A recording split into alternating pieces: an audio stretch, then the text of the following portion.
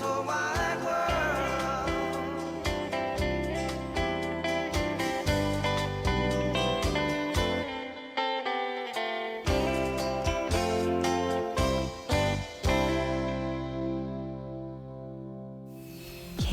KUAM FM Hagaya, Guam.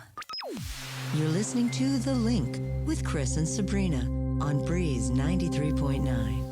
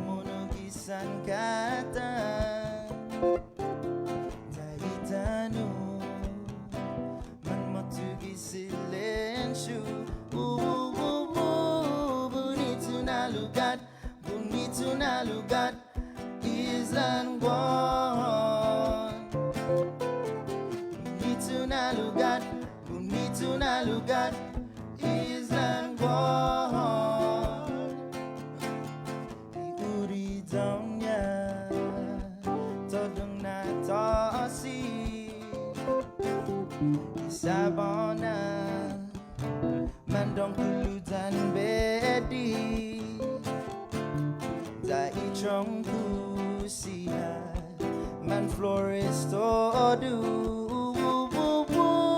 Bunitu nalugat Islan guan Bunitu nalugat Islan guan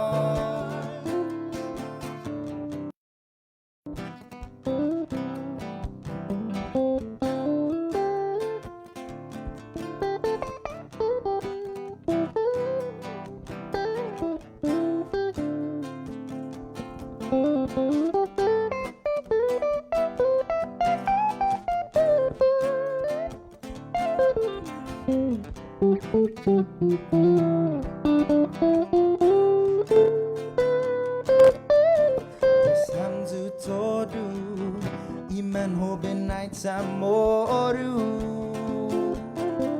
Fanatu Tata fampani dosu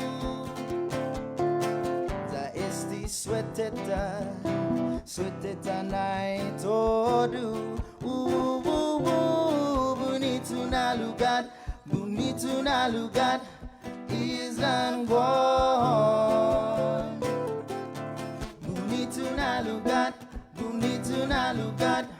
Islan guan Bunitu nalugat Islan guan Islan guan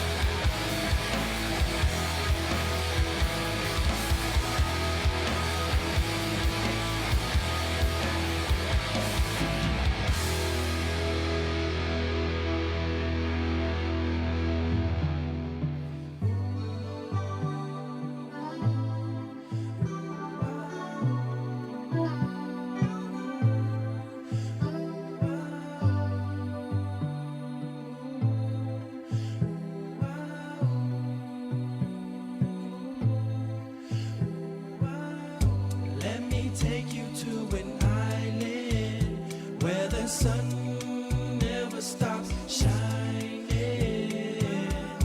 Let me take you to an island where the sun never stops shining.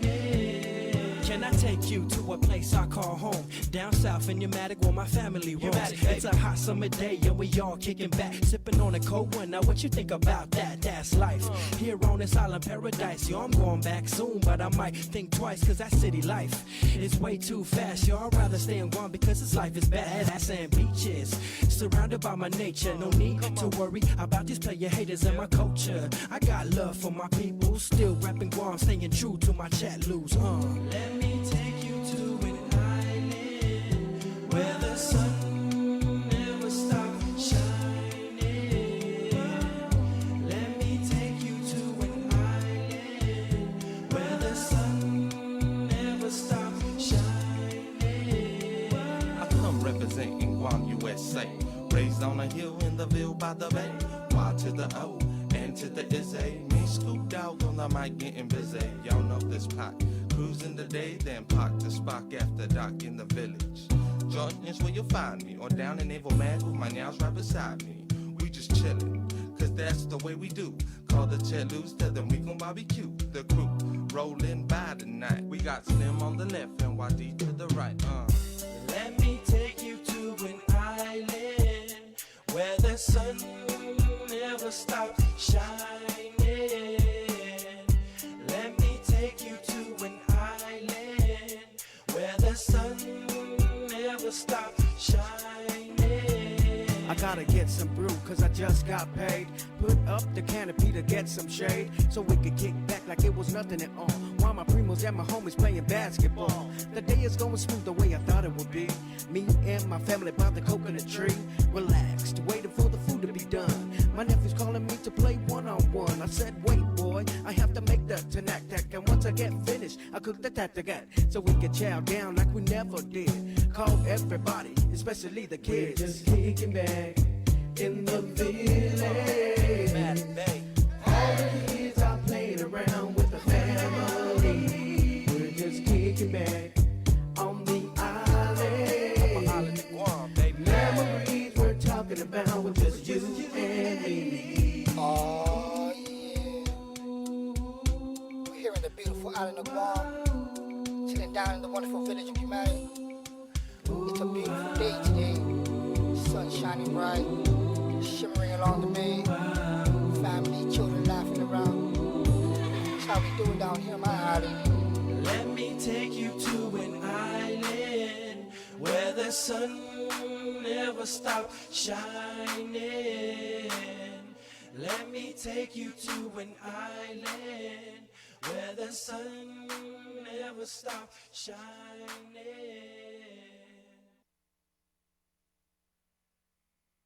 I need a girl that will understand. I need a girl to walk with in the sand. Oh, sing na na na na. Oh, sing na na na na.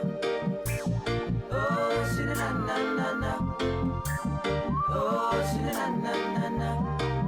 Lil G, Zone Production.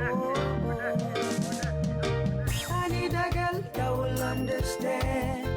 I need a girl to walk within the sand. I need a girl that will love and cherish forever and ever. I need a girl that will understand. I need a girl to walk within the sand. I need a girl that will love and cherish forever and ever. Searching for special woman, yeah. Woman that'll understand just who I am.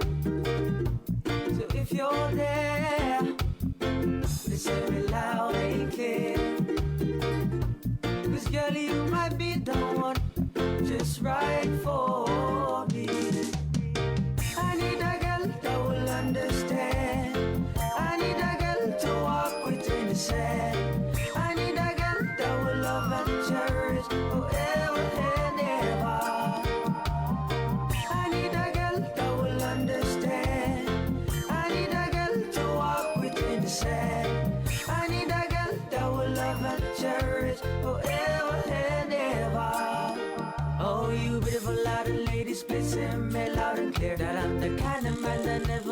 a girl shed that tear. Me sit and I'll be there when you're down, even girl when you're blue. We just talk all night, maybe even after school. Watch the stars and the moon, maybe have no food.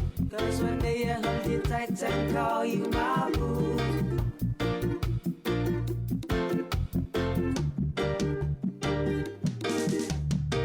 I need a girl that will understand. I need a girl to walk within the sand. I need a girl that will love and cherish forever and ever. I need a girl that will understand. I need a girl to walk within the sand. I need a girl that will love and cherish forever and ever. I need a girl that will understand. I need a girl to walk within the sand. I need a girl that will love and cherish forever and ever.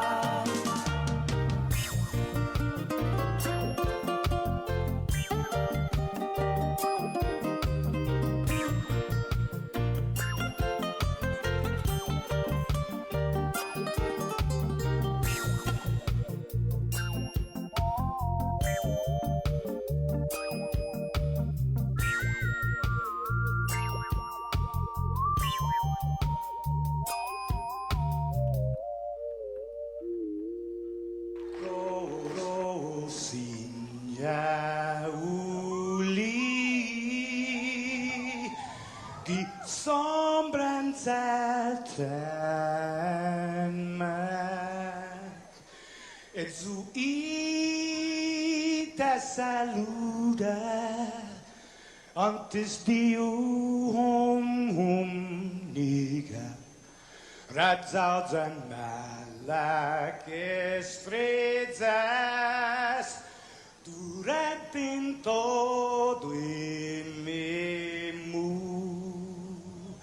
a nogi distancia como kupugi palu zangiman malak guafi ikonum nasugi airi preba tu la noci nai banderata gaigi pues atan fanni bandera kau esta pagua pumalapa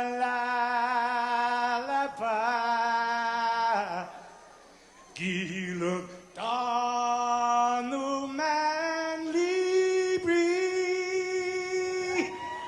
sentami ti man ko badi Fanogi tamoru purita nota kantai matu nanyagi todu ilugat para i honra para i gloria abiba is la sin para i honra para i gloria abiba is la sin todo i tiempo i paz para hita dan gini langit na bendition Conchai peligro na fan sofuham Zeus protegis languahon Conchai peligro na fan sofuham Zeus protegis languahon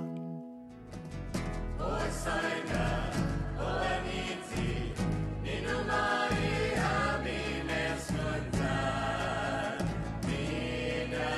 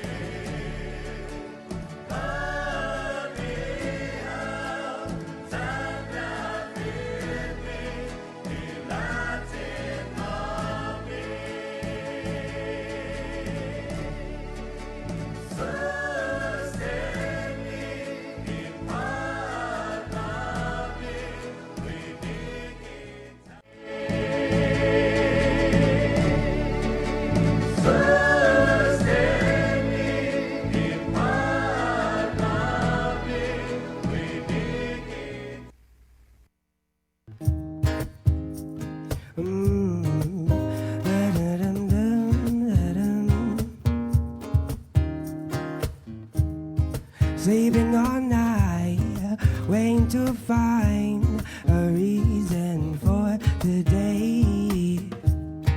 It is so hot, I cannot lie. Let's drink tonight. One beer, maybe more. Mixed drinks out on the floor. Beer jam to going crazy. One last drink before I go. So breathe every day. Appreciate everything you have. Don't always any day. 'Cause heaven can wait another day. Heaven can wait. Heaven can wait. Heaven can wait. Heaven can wait another day. Heaven can wait. Heaven can wait. Heaven can wait. Heaven can wait. Heaven can wait. Heaven can wait. Heaven can wait another day. Look at the sky. There must be a reason why it's so soft inside. Look at my heart, fragile and light, and I know the reason why. Two people can adore, love hurts one sore. Love birds are going crazy 'cause love will show. So breathe every day, appreciate everything you have. Don't always any day. 'Cause heaven can wait another day. Heaven can wait. Heaven can wait. Heaven can wait. Heaven can wait another day. Heaven can wait. Heaven can wait. Heaven can wait. Heaven can wait. Heaven can wait. Heaven can wait. Heaven can wait another day. Hey, hey, hey.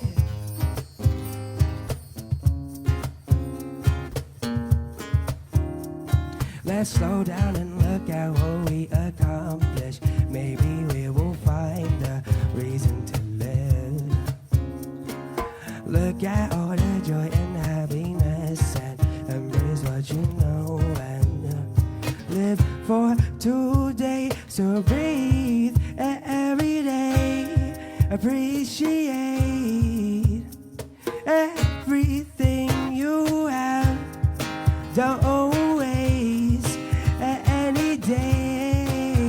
'Cause heaven can wait another day. Heaven can wait. Heaven can wait. Heaven can wait. Heaven can wait another day. Heaven can wait. Heaven can wait. Heaven can wait. Heaven can wait another day. Heaven can wait. Heaven can wait. Heaven can wait. Heaven can wait. Heaven can wait. Heaven can wait. Heaven can wait another day.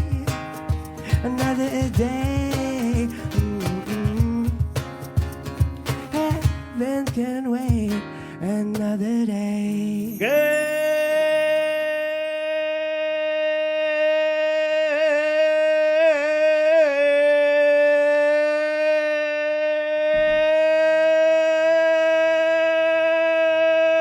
Good morning, Guam. Right on. Yeah. Good morning, Jason. Good morning. Good morning to those coconut trees that Joe Sir is capturing. Right on. Good morning, Joe, sir, with the Hutman sunrise camera on the link here. It's Thursday, guys. Is there anything better than getting up in the morning and actually watching a coconut tree like sway in the island breeze? Yeah, sleeping in is also pretty good. That's true. That's my friend Jason. Sabrina's on her way in. Wow. So I had four of a kind. You just beat me with like a royal flush. Right, yeah. Good morning. Nicely done. The link, it's proudly brought to you by Pacific Points, Cabo Enterprises, ITN, and Jack in the Box on this Thursday, almost Friday. Good morning, Facebook Live. And to our listeners on the Breeze 93.9, good morning on you. 637-0094, that's our number. We always want to talk with you guys. If you got something to say, a question, a concern, a comment, call it in. Get on the hotline, the link line. Link up with us, 637-0094 at 625. I have a comment. Yes. I started reading a really, really good book in the last couple days.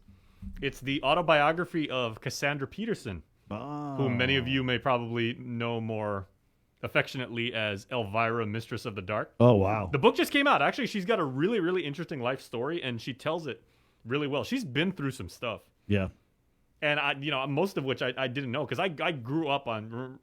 Were you allowed to watch Elvira, Mistress of the Dark? It was kind of like Saturday afternoon, and you can, but like when she comes in like those vignettes and makes the Scantily clad. makes the inappropriate jokes and everything. It's like, hey, go make Kool-Aid. You can't watch this part. Yeah, you guys had to be It's there. a really good book. It's a really good story. Oh, that's pretty cool, bro. Yeah. Elvira.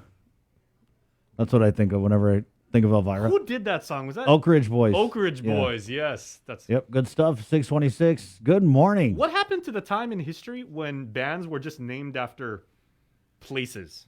Yeah. Right? Like? Have we Alabama? Oh, yeah. Boston? Oh, yeah. Kansas? Chicago. Chicago. Thank you, Joe, sir. Mogfog. Yeah. Why are there no like? We celebrate local music Just here on kidding, the link. guys. There was never a band named Mogfog. Yeah, but there's never been a band called. I mean, if you had a band called Talafofo, they would sell. Damn. How about Guahan? Even go macro, do the whole island. But Right. has there ever been like a band that has like tried to say this part of the world or a Joe village or Guam? a street? Yeah, Joe Guam. Right, yeah. That's true. There you go. That's Jason's random thought. Get ready. There's a whole lot of those that come up during the show. Thursday, here's what's happening. Senator Chris Duenas, we get him every week to do the minority report. Also, we're looking to get Dr. Michael on One Love Pediatrics. There was a big advisory that came out of the Department of Public Health and Social Services. Yeah, I've actually. Good morning, got Wisconsin. Yeah, so local healthcare providers are now asked to be on alert for possible cases of multi-symptom inflammatory syndrome in children, MISC. Apparently, as it's not. I've never heard of this. Have you ever heard of this? Yeah, actually, we covered this last year, Jay, with okay. with Dr. As there had been. We were asking about it was a pediatric death, and they had originally ruled that the child. One of the contributing factors was that yes. And remember what had happened was there was a review of that death, and they later changed the death certificate to reflect another cause of death. So yeah, I mean it's a pretty big announcement, and we did reach out to public health to get someone on the show about it because it came out at 6 p.m. last night. And if you're telling people that they need to be aware and healthcare providers need to be aware of this condition in our kids, then I don't know. I just feel like if you're going to come out with it at 6 p.m., then you need to provide the presence in the morning to walk that message out.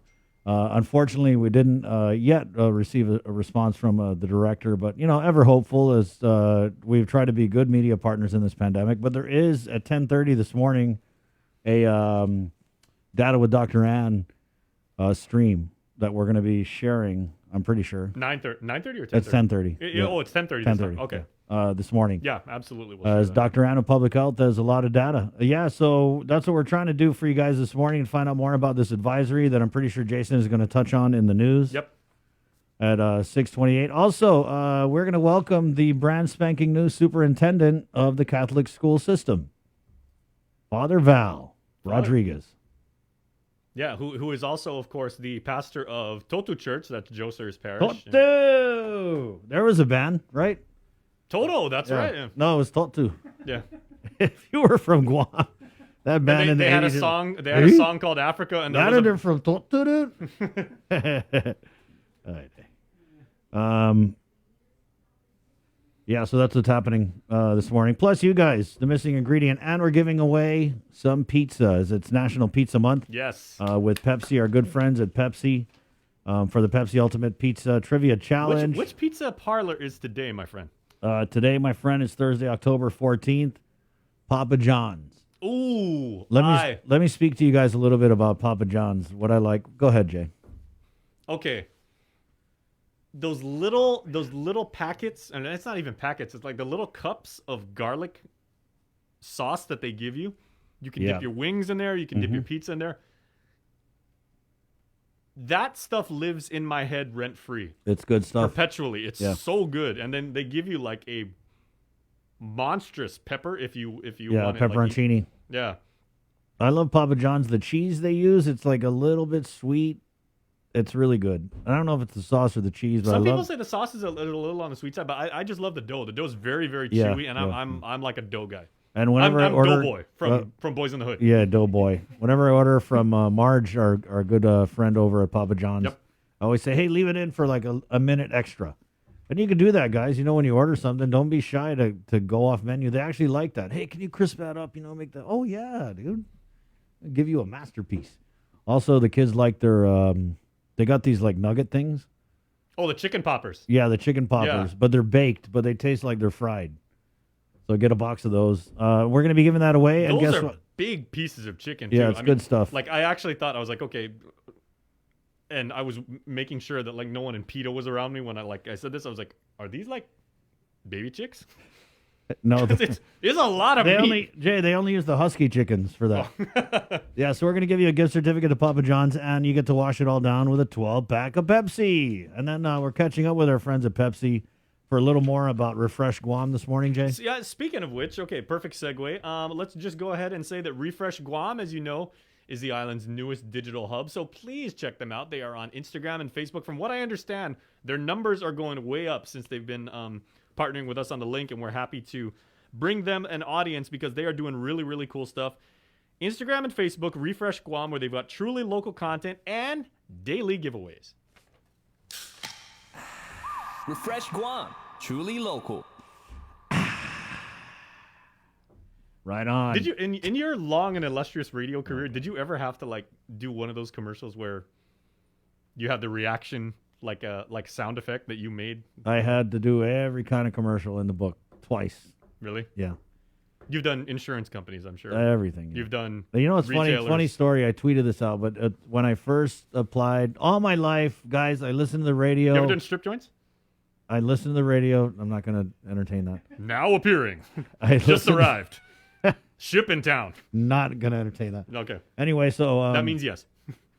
this is my dream to be on the radio. Guys, don't stop chasing your dreams. Ever since I was a little kid and I heard Sis Chamoros, Dung, Big Boz, in the back in the day, JQ Fanny, these guys were like Uncle Tote, right? Radio royalty, and just listening to them, I always wanted to be on the radio. So I came and applied here, actually, at KUAM, and at the time it was there was a white guy from the States who was running the radio station. And, I didn't know what it took to be on the radio. I thought it was just like, oh, you on the mic and blah, blah, blah, blah, blah. But he was like, okay, you want to be on the radio? He's like, come here, read this commercial. And they gave me this script, and it was like a Valentine's Day commercial. Mm-hmm. And I tried to read it, and he was like, yeah, no, sorry, you're never going to work in this business. I got to tell you something, kid. You got nowhere to go. And it was just kind of funny because he was like, you have a lazy tongue. And he told me to do this exercise where I stick a pen in my mouth, clench it with my teeth, and talk. And he said that would strengthen your tongue. He's like, do that for 3 months, come back, and we'll give you another interview. For 3 months. I never got another You're going to interview. be Gene Simmons after that. But I think things turned out okay. So Yeah. don't stop chasing your dreams, guys. And meanwhile, this guy's probably like somewhere in like the Gulf Coast managing like a small strip mall. At 6:34, let's go ahead and get into the news. You ready? Indeed. All right, our first look at news indeed from the KUAM news team.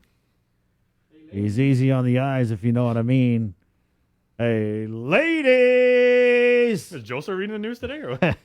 Jason Solis. Good morning, Jason. All right, good morning, and Hafaday Guam. Thanks so much for joining us on the link today. Our island has recorded another 2 COVID-related fatalities, as reported by the Joint Information Center last night. The 218th such fatality occurred at the Guam Regional Medical City on October 12th. The patient was a 52-year-old male, unvaccinated, with underlying health conditions, and was a known COVID-19 positive patient. The 219th COVID-related fatality died at U.S. Naval Hospital yesterday. That patient was a 64-year-old female that was also unvaccinated with underlying health conditions. She tested positive on the same day. 61 people are now hospitalized for coronavirus. There is also a single pediatric admission. 11 patients are currently receiving ICU level of care, and 10 are on ventilators. It has now hit the double-digit mark. 10 people are on ventilators. Out of those hospitalizations, 34 are unvaccinated. 1 is ineligible to receive the vaccine, and data for 1 patient is unavailable. As far as the testing numbers, 134 new cases were confirmed yesterday out of 1,348 tests, so just about 10% positivity rate. performed on October 12th, the island's CAR score is now 23.5. A smidge more than 89% of Guam's eligible population is now fully vaccinated. For you math heads out there, 89.27% of Guam's eligible population has now received the vaccine. Well, as we were talking about a few moments ago, Public Health is advising local healthcare providers to be on alert for possible cases of multi-symptom inflammatory syndrome in children, or as it's otherwise known, MIS-C, and to please healthcare providers report it to the agency. Now, symptoms include ongoing fever plus one of the following: stomach pain or bloodshot eyes or diarrhea or lightheadedness, which may indicate low blood pressure, possible skin rash, or vomiting. So once again, multi-symptom inflammatory syndrome in children, MIS-C. Public Health is asking local healthcare providers, if they should see that, to please report it to Public Health immediately. Moving to politics, the governor signed Bill 153 into law to build a new prison to replace the decades-old Department of Corrections. The new facility is based on a master plan looking forward as far as 8 decades of expansion that will be done in multiple phases. The cost of phases 1 and 2 is about $109 million. The measure sets aside $5 million a year to cover a leaseback deal with a contractor fronting the construction costs. The new prison would be built on its current footprint in the central village of Mingilao. And in business news, California Pizza Kitchen did open its doors on Tuesday in Higatna for dine-in. They were offering takeout and curbside services for 5 months. The new branch is across from Skinner Plaza and is open from 10 a.m. to 9 p.m. Well, let's kick it back to the newsroom now, where our Hannah Devanzo is standing by with today's Link Update. This news update is brought to you by Pacific Points. Do more, get more. Hafadain, good morning. I'm Hannah Devanzo. Governor Lou Leon Guerrero plans for a medical center of excellence is on track to become a reality after the signing of Bill 121 into law Wednesday afternoon. Flanked by her directors from GMH, Public Health and Guam Behavioral Health and Wellness Center. This is truly a joyous, a victorious, and a historical day. Governor Lou Leon Guerrero signed Bill 121 into law. The legislation authorizes funding for an estimated $1 billion medical complex that includes building a new hospital and facilities for public health and the Guam Behavioral Health and Wellness Center. The millions to be invested is a sound investment. It's an investment in our future and off our future. Our people need to be in the same area so that their lives, transportation is easier to get the full health care coverage that they deserve. The governor says the building of a new hospital has been a vision of her administration. It also follows an assessment by the Army Corps of Engineers that found the current infrastructure at GMH is in an overall state of failure. According to the assessment, it would cost about $761 million to make repairs to GMH, whereas building a new hospital would cost roughly $743 million. I think it's the right decision that was made, and I certainly am very excited that we will also be able to have public health there. We will also be able to build the state-of-the-art laboratory that public health needs, our people need, as so evident by this pandemic. The governor has pledged $300 million out of the $600 million Guam received in American Rescue Plan money for the hospital. The financing is being handled by GITA, which is proposing a leaseback arrangement with a private developer for the project. The law pledges $35 million every year to cover the debt service. The preferred location for the medical campus is at Eagles Field in Manilao. The governor has said that the military will provide a license for GovGuam to access the land in December. Amid concerns from original landowners, the governor, in an interview with KUAM, said based on their research, they have already been compensated. Speaker Therese Terlahi responds. I stand with those landowners that I think that that land that is excess to the military should be returned to the government of Guam. The government of Guam should not find, clever ways around that. Let's lease it back from the military instead of just demanding that it be returned because it's excess. That's a huge departure. That's why Angel Sanchez is one of our heroes, because he fought that, right? He showed everyone that it is right to return this land to landowners. And it is right that if land is not necessary, to be used by the military and it's sitting there vacant, that it can be returned. The governor has said that by next year, she plans to sign a lease agreement for more than 100 acres in the Manilao area for the medical campus. Governor Guerrero also signed Bill 153 into law to build a new prison to replace the decades-old Department of Corrections. The new facility is based on a master plan that looks forward as far as 80 years of expansion that will be done in multiple phases. DOC Director Joe Carbolito. The long-term goal is down the road, but the short-term goal, of course, is to consolidate the detention facility and move it up to the main facility. And the first two phases are the most important phases because we're going to realize the fruits of this labor that we did to make this bill where it's at today. The cost of phases 1 and 2 is about $109 million. The measure set aside $5 million a year to cover a lease-back deal with a contractor that would front the construction costs. The new prison would be built on its current footprints in Manilao. The Guam Department of Education released Wednesday its latest COVID-19 weekly dashboard. With more on this report, here's KUAM's Isaiah Uggan. The Guam Department of Education's newest COVID-19 weekly dashboard contains data from October 11th through the 12th. The dashboard will include a summarized prior week's report of new and active COVID cases amongst GDOE students and staff. The daily reports and dashboard was developed to represent on-campus positive and active cases where there exists a potential risk of transmission of the virus. What we're trying to give our families is an understanding of what risk might be present at the school sites. Meaning that a student who tests positive or an employee who tests positive was at the school site during the time frame in which he or she tested positive. For students who attend classes online or are not on campus for some other reason, will not be reported as a GDOE positive during the daily reports, including the weekly dashboard. The dashboard displays that there are 8 new and active COVID cases of on-campus students. Additionally, 1 employee with COVID was also reported. As part of the preventative measure, GDOE tracks vaccinated employees and students. About 88.5% of GDOE employees are fully vaccinated, and approximately 69.9% of eligible students island-wide between 12 to 17 years of age are fully immunized against the virus. The weekly dashboard will be updated every Wednesday on GDOE's social media pages and website. Reporting for Guam's News Network, Guahusi Isaiah Uggan. The Guam Memorial Hospital celebrates Emergency Nurses Week to thank all the brave ER nurses that continue to serve our island against the pandemic. Daniel Perez reports. It's fast-paced, the adrenaline, at the same time, of course, saving lives. Being in a different department, the flow is different, the pace is different.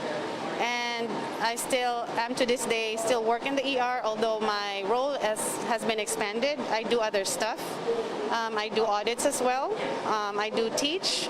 I teach new nurses and traveling nurses. We get really sick patients that we have to care for at the risk of putting yourself and your family at risk. Suzanne Aquino and Pauline Perez are ER nurses at the hospital's busiest unit. Perez gave details on what it's like to care for both COVID and non-COVID patients day in and day out. You have to make sure you plan your care throughout the day. You do what you need to do for your COVID negative and you do what you need to do for your COVID positive while maintaining infection control to make sure no one's getting infected and the COVID virus is contained. Even with a pandemic raging, Aquino and Perez have nothing but praise about their ER unit. They tell us what they enjoy about it and what they feel when they save lives. Most of the time you would have the code blues here, the emergencies.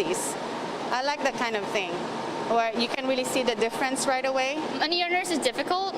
It's challenging, but it's also rewarding seeing patients who are at the sickest point in their lives but get stabilized. While the whole week celebrates ER nurses, today, October 13th, is ER Nurses Day.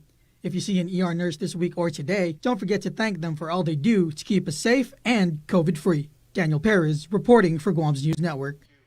That's it for now. We'll see you tonight for KUAM's Primetime. This news update is brought to you by Pacific Points. Do more, get more.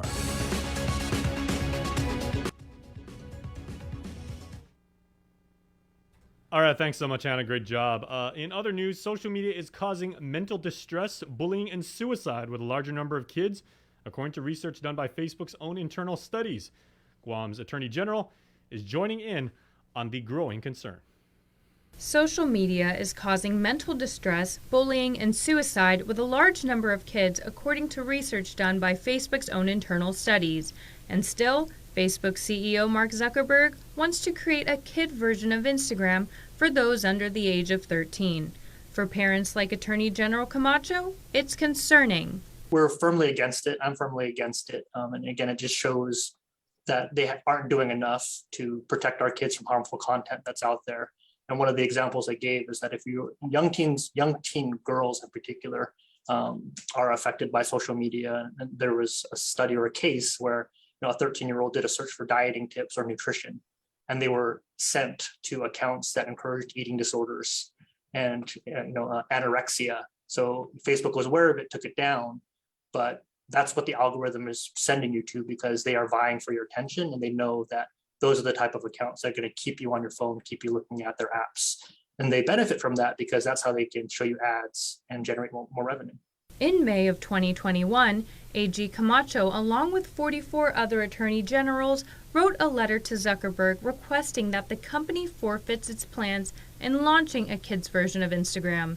At this moment, they have only agreed to put a pause on the project. In addition to the letter that we sent in May of this year, we've also filed antitrust litigation against Facebook because it's acquired Instagram and WhatsApp, and it's all the same company. And in Guam, we know how many folks are panicking when those programs all went down earlier this year because they're all connected, and they use that as a way to not only gather data of what you're looking at, what you're clicking, what you're liking, who your friends are, so that they can market ads to you and potentially manipulate you into buying certain products. Camacho advises parents to educate themselves and their children on social media and to be aware of what their kids are watching in order to better protect them.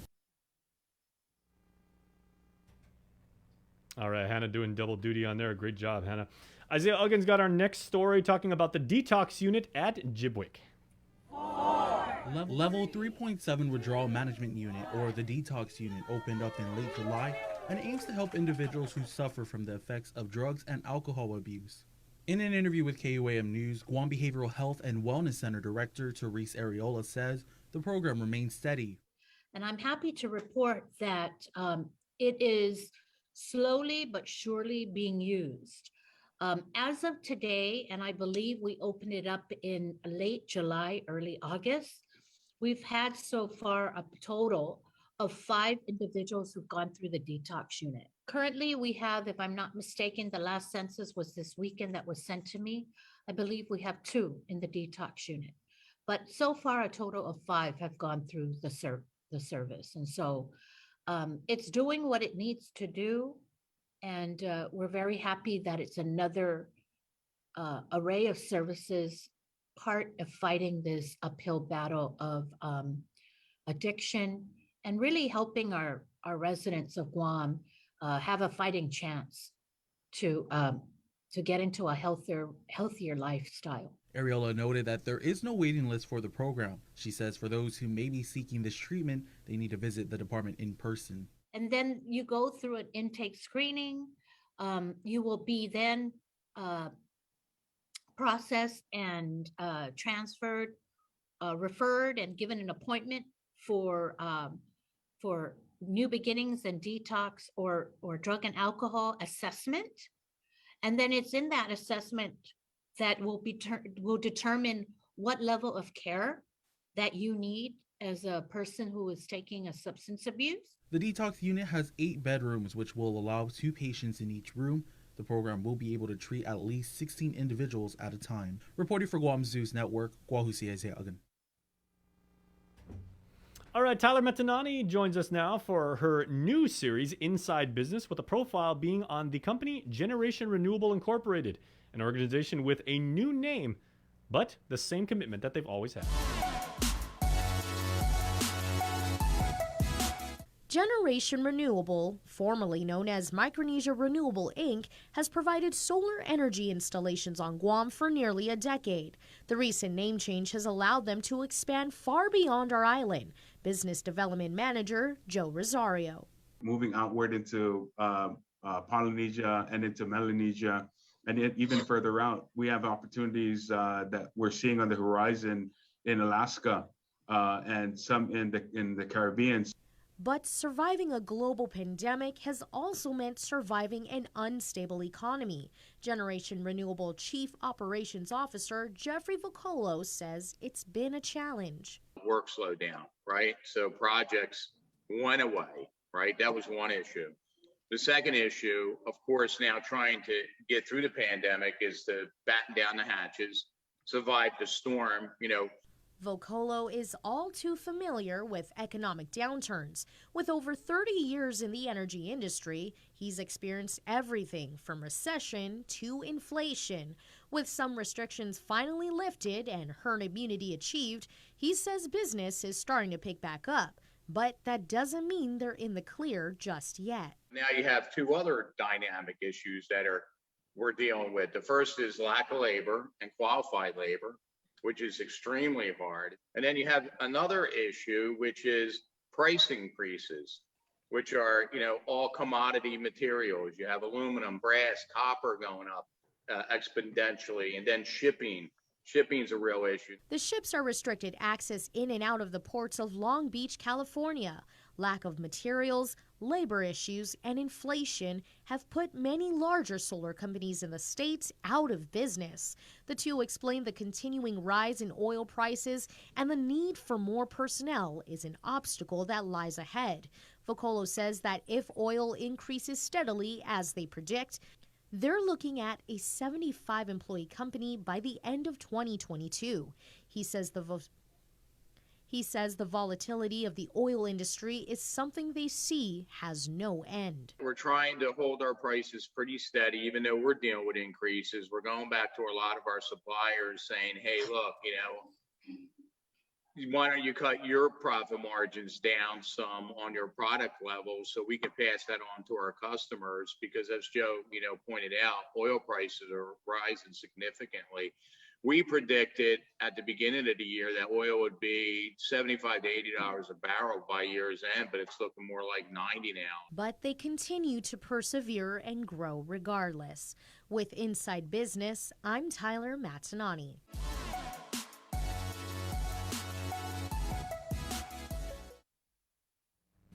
Want to get you up to speed now on what's happening in the mainland as the president is meeting with business leaders in the shipping and trucking industries, trying to figure out ways to avoid Christmas coming a little late this season.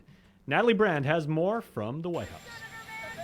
The White House announced workers in the ports of Los Angeles and Long Beach, California are moving to 24/7 operations to clear a logjam of goods sitting offshore. Which means it has nearly doubled the hours that cargo will be able to move out of its docks. FedEx and UPS are also committing to expanding their operations. Gene Soroka, the head of the Port of Los Angeles, says his workers are already moving record numbers of goods, but the ships keep arriving. They're averaging 6 days per week of work since the beginning of the COVID-19 restrictions here in March of 2020. And that's why we keep moving so much cargo, but it's still more on the way, and we've got to keep shipping at that. There are similar bottlenecks in ports around the country as the increase in online shopping has fueled more imports, but there's a shortage of truck drivers to help deliver the goods. And the end result is a lot of businesses are going to be under pressure. I think you're going to see businesses not be able to make their Christmas, their holiday shopping season targets because they can't get the inventory in stock. The supply chain issues are already impacting the U.S. economy. Retailers are charging more for just about everything. The Labor Department announced inflation rose again in September. The Consumer Price Index is now 5.4% higher this year compared to last. Probably going to see higher prices persist right through the beginning of next year, probably through the end of the first quarter. With goods stuck in ports and prices on the rise, experts say it's better to start your holiday shopping now to make sure you get those gifts on time. Natalie Brandt, CBS News, the White House. And finally, we wanted to tell you what's happening all around the island in our island's native tongue. Here's Uncle King Concepcion with this morning's Chamorro News. Buenos updates to get soon to be sa Morgan ni KUAM News. Presenta ni Familian Mito gi First Hawaiian Bank.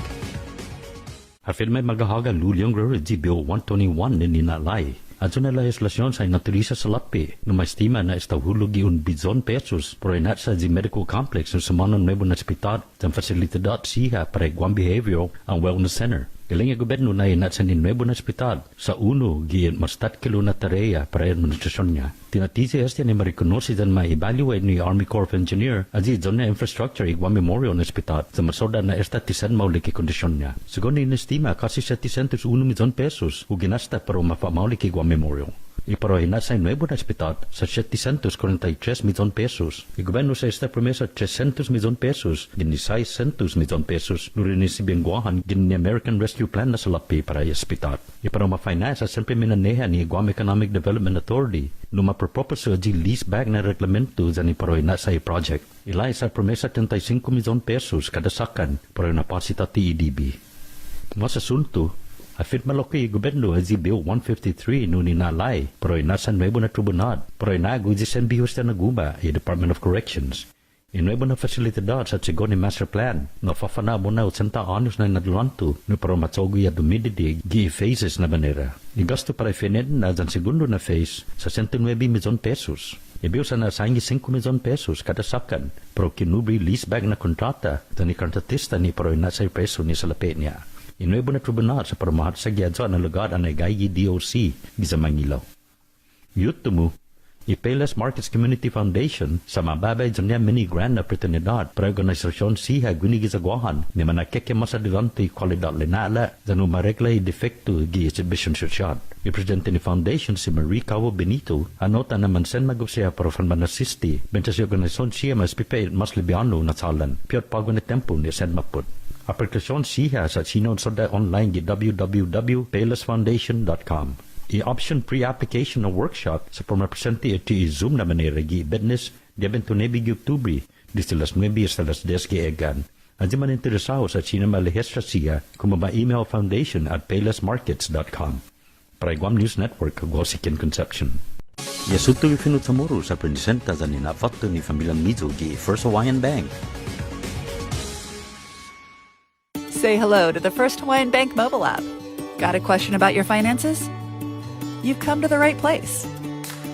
Bring all your accounts together, even those that aren't with us, and see the big picture, right down to the smallest detail.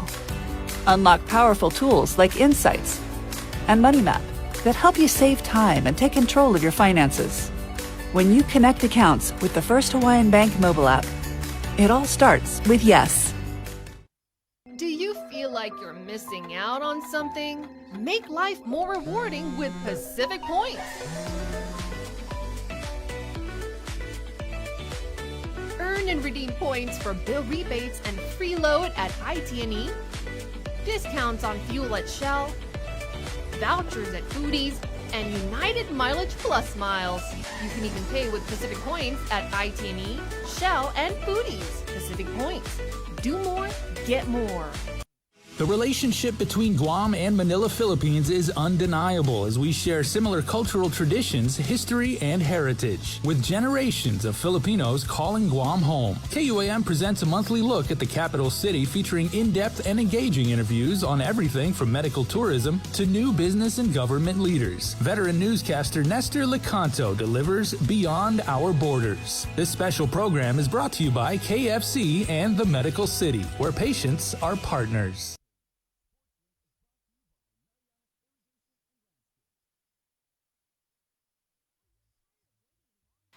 Breast cancer is the second leading cause of cancer death in women.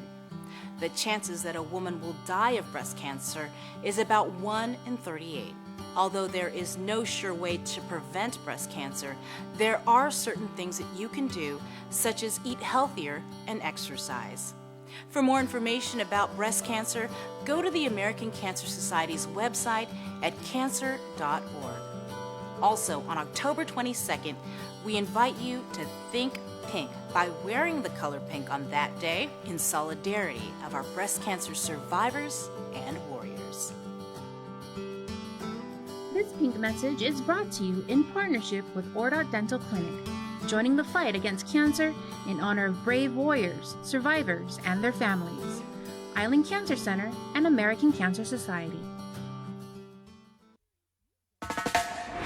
Pacific Matters is a half-hour news, culture, and lifestyle show focused on issues that impact Guam, the Northern Mariana Islands, and the larger Pacific region.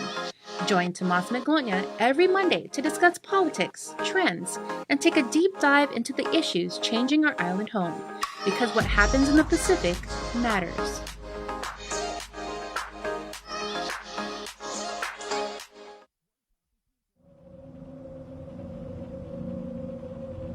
The Totomotna Tales.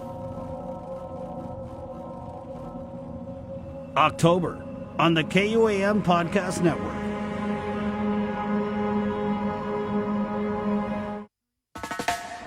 Pacific Matters is a half-hour news, culture, and lifestyle show focused on issues that impact Guam, the Northern Mariana Islands, and the larger Pacific region. Join Tomas Maglonia every Monday to discuss politics, trends, and take a deep dive into the issues changing our island home, because what happens in the Pacific matters.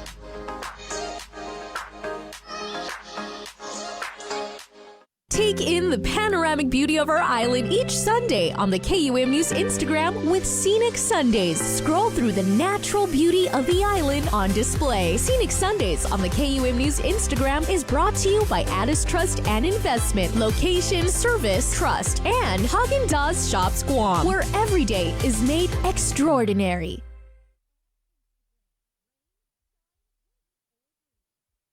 The Culture Club returns to KUAM Digital and KUAM News Weekend Edition, highlighting Guam's young artists, activists, and crafters as they work to protect, preserve, and promote our Chamorro culture. Watch this weekly feature on the digital platforms of KUAM News Weekend Edition, brought to you by Hanum. KUAM TV has been on the air for 65 years.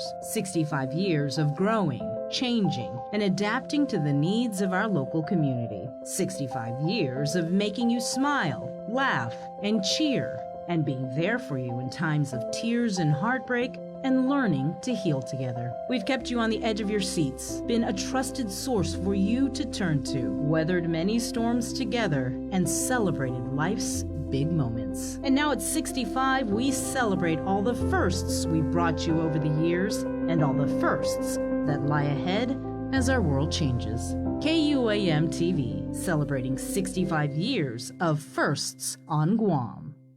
See what's on TV tonight with schedules, network news and notes, local promotions and giveaways on KUAM Communications social media pages. Like and follow us on Facebook or Instagram now for all the latest and never miss out.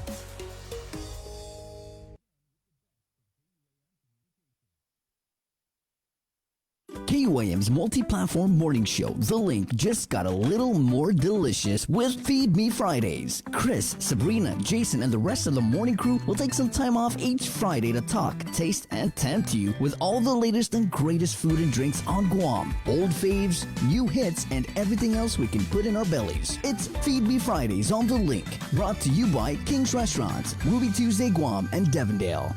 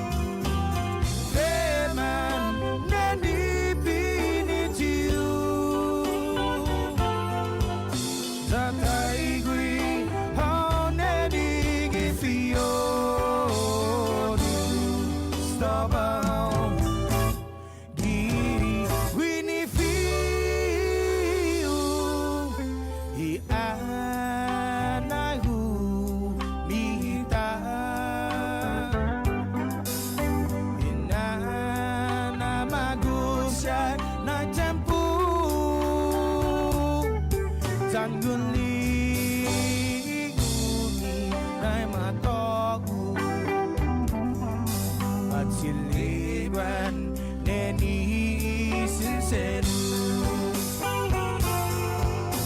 Iyanan man motatu Feman neni pinitiu Tertaigui hanedi gifio Hey, good morning. Thursday, October 14th, the year of the COVID 2021. Pacific Point, Scavo Enterprises, ITNE and Jack in the Box, proud to present this episode of The Link. Good morning, Sabrina. Good morning.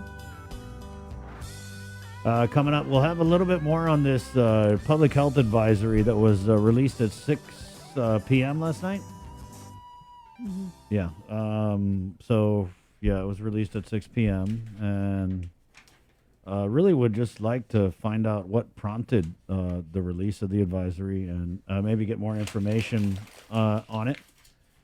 So we're arranging for Dr. Michael to jump on the show. He's the pediatric education chair of the Physicians Advisory Group, which is the group of doctors headed by Dr. Nathaniel Berg, who advised the governor on the COVID-19 response. 7:07, let's head into the KUAM News Zoom room where we have the new superintendent of the Catholic school system, Father Val Rodriguez. Good morning, Paulie. Hi, good morning. Good morning, Chris, Sabrina, Jason, and of course, my friend Joe, sir. Good morning, Father. Well, Good morning. I guess, first of all, congratulations. Oh, thank you very much. It is such an honor to be appointed. It's a big job ahead, but I think we're ready for that in a way. Yesterday was your first day on the job. Tell us what you did. How you started your day. Actually, it was last Tuesday. Oh, so, last of course, as the first day, Tuesday. the feeling of, so I went to the office, tried to talk to the staff, of course, tried to get information of how the office really works on a day-to-day basis, because I've been away from the system for quite some time. So it's like a comeback for me. So I have to be oriented at least of how the office of the superintendent goes in a day-to-day basis. Yeah. Very busy with all the meetings. I can imagine. But you've had experience, right? Tell us about your background. Yeah, so I was ordained in 1998, and I did not really plan to be in the education world, if you may allow me to say that.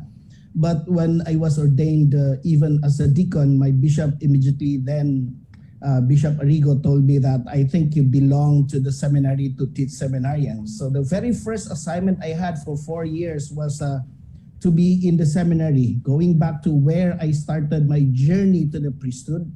And I taught there for 4 years. And being there as a teacher, as a professor, and also spiritual director of the seminarians really brought me into the world of this academia, education world, which I said primarily when I entered the seminary, I was really thinking of being in the parish. But I guess the Lord calls you where you are needed. And then from there, I was appointed as the superintendent of the Catholic schools, perhaps based on my experience in the seminary, and at the same time, the dean of the seminary during that time. So when I came here in 2009, if my memory serves me right, if you remember St. Thomas Catholic High School, Yes. it was newly established during that time when I came. So when I came here, I was asked to help in the school. So I was the chaplain and teaching theology at St. Thomas. So basically, that's my experience when it comes to this kind of job. But, Philippine educational system is different from our system here. Right. Yeah. So can you kind of go over some of, I guess, your goals? Well, the first I asked myself was, why would the Archbishop and perhaps the people, I believe there's a committee that is assigned to really look for who would be the next superintendent because it was vacant for 2 months. And although we have the acting superintendent, of course, Sister Angela Perez, which she did really a good job, even though she was in the office just for 2 months. I believe it is more as a priest, really, with no doubt, our Catholic schools, as I have seen them in my years of stay here on Guam, is really doing a great job when it comes to education. I think no doubt about that. But we must not forget that our schools are not just a typical school. It is a Catholic school. So I think to bring back the Catholic, not really bring back, it's very Catholic, of course, but the presence of the priest in our schools, I think that's what came into my mind. I said, perhaps they want to have a priest's presence in all our schools. And being a priest as a superintendent, I think hopefully can bring that atmosphere in our Catholic school system. Can you just go back? Are you saying that you're looking at maybe having a priest in every school? No. I mean, being a superintendent, then I will be, of course, more present. I guess my presence in our Catholic schools will be there.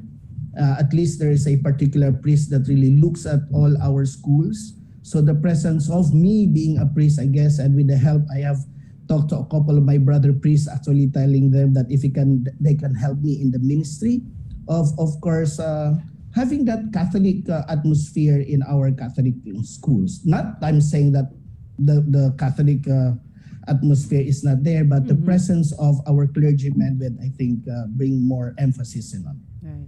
And you said you actually had started last week, right? Right, last week? That's when you said you started? The what? As a No, last Tuesday. Yeah, like a week ago. This is my 3rd day. Okay, so yeah, just 2 days ago. Yeah. Okay. 3 days now. Yeah. Okay. Anything while you've been out and about that you saw that I need to kind of address this immediately? Well, the truth is, I'll be honest with you, last Tuesday when I came to the office, I had meetings with people I think that I should really meet in order for me to be oriented and to know the situation of the office and of course of our Catholic schools. I had meetings, at least 4 meetings last Tuesday, and I had 3 meetings yesterday.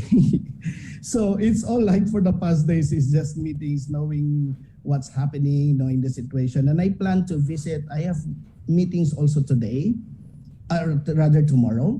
And I plan to visit our schools next week, to visit each one of them so that I can actually see with my own eyes. I have to be honest that a few of our schools I have not even stepped into the campuses. Okay. Well, I know that you have a lot of experience in running a school system, but I wanted to ask how different and difficult is it adding the whole COVID-19 pandemic? Oh, believe me, Chris, these past meetings is really more on that concern. I mean, this totally really almost occupies our concern. This pandemic situation is a major concern for all of us and urgent, very important, yeah.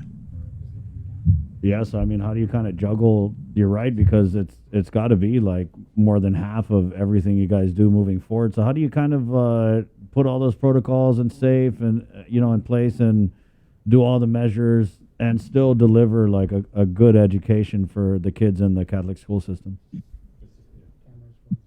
That will really be the greatest challenge, actually, Chris. So this week, I really plan to, as I said, I want to visit.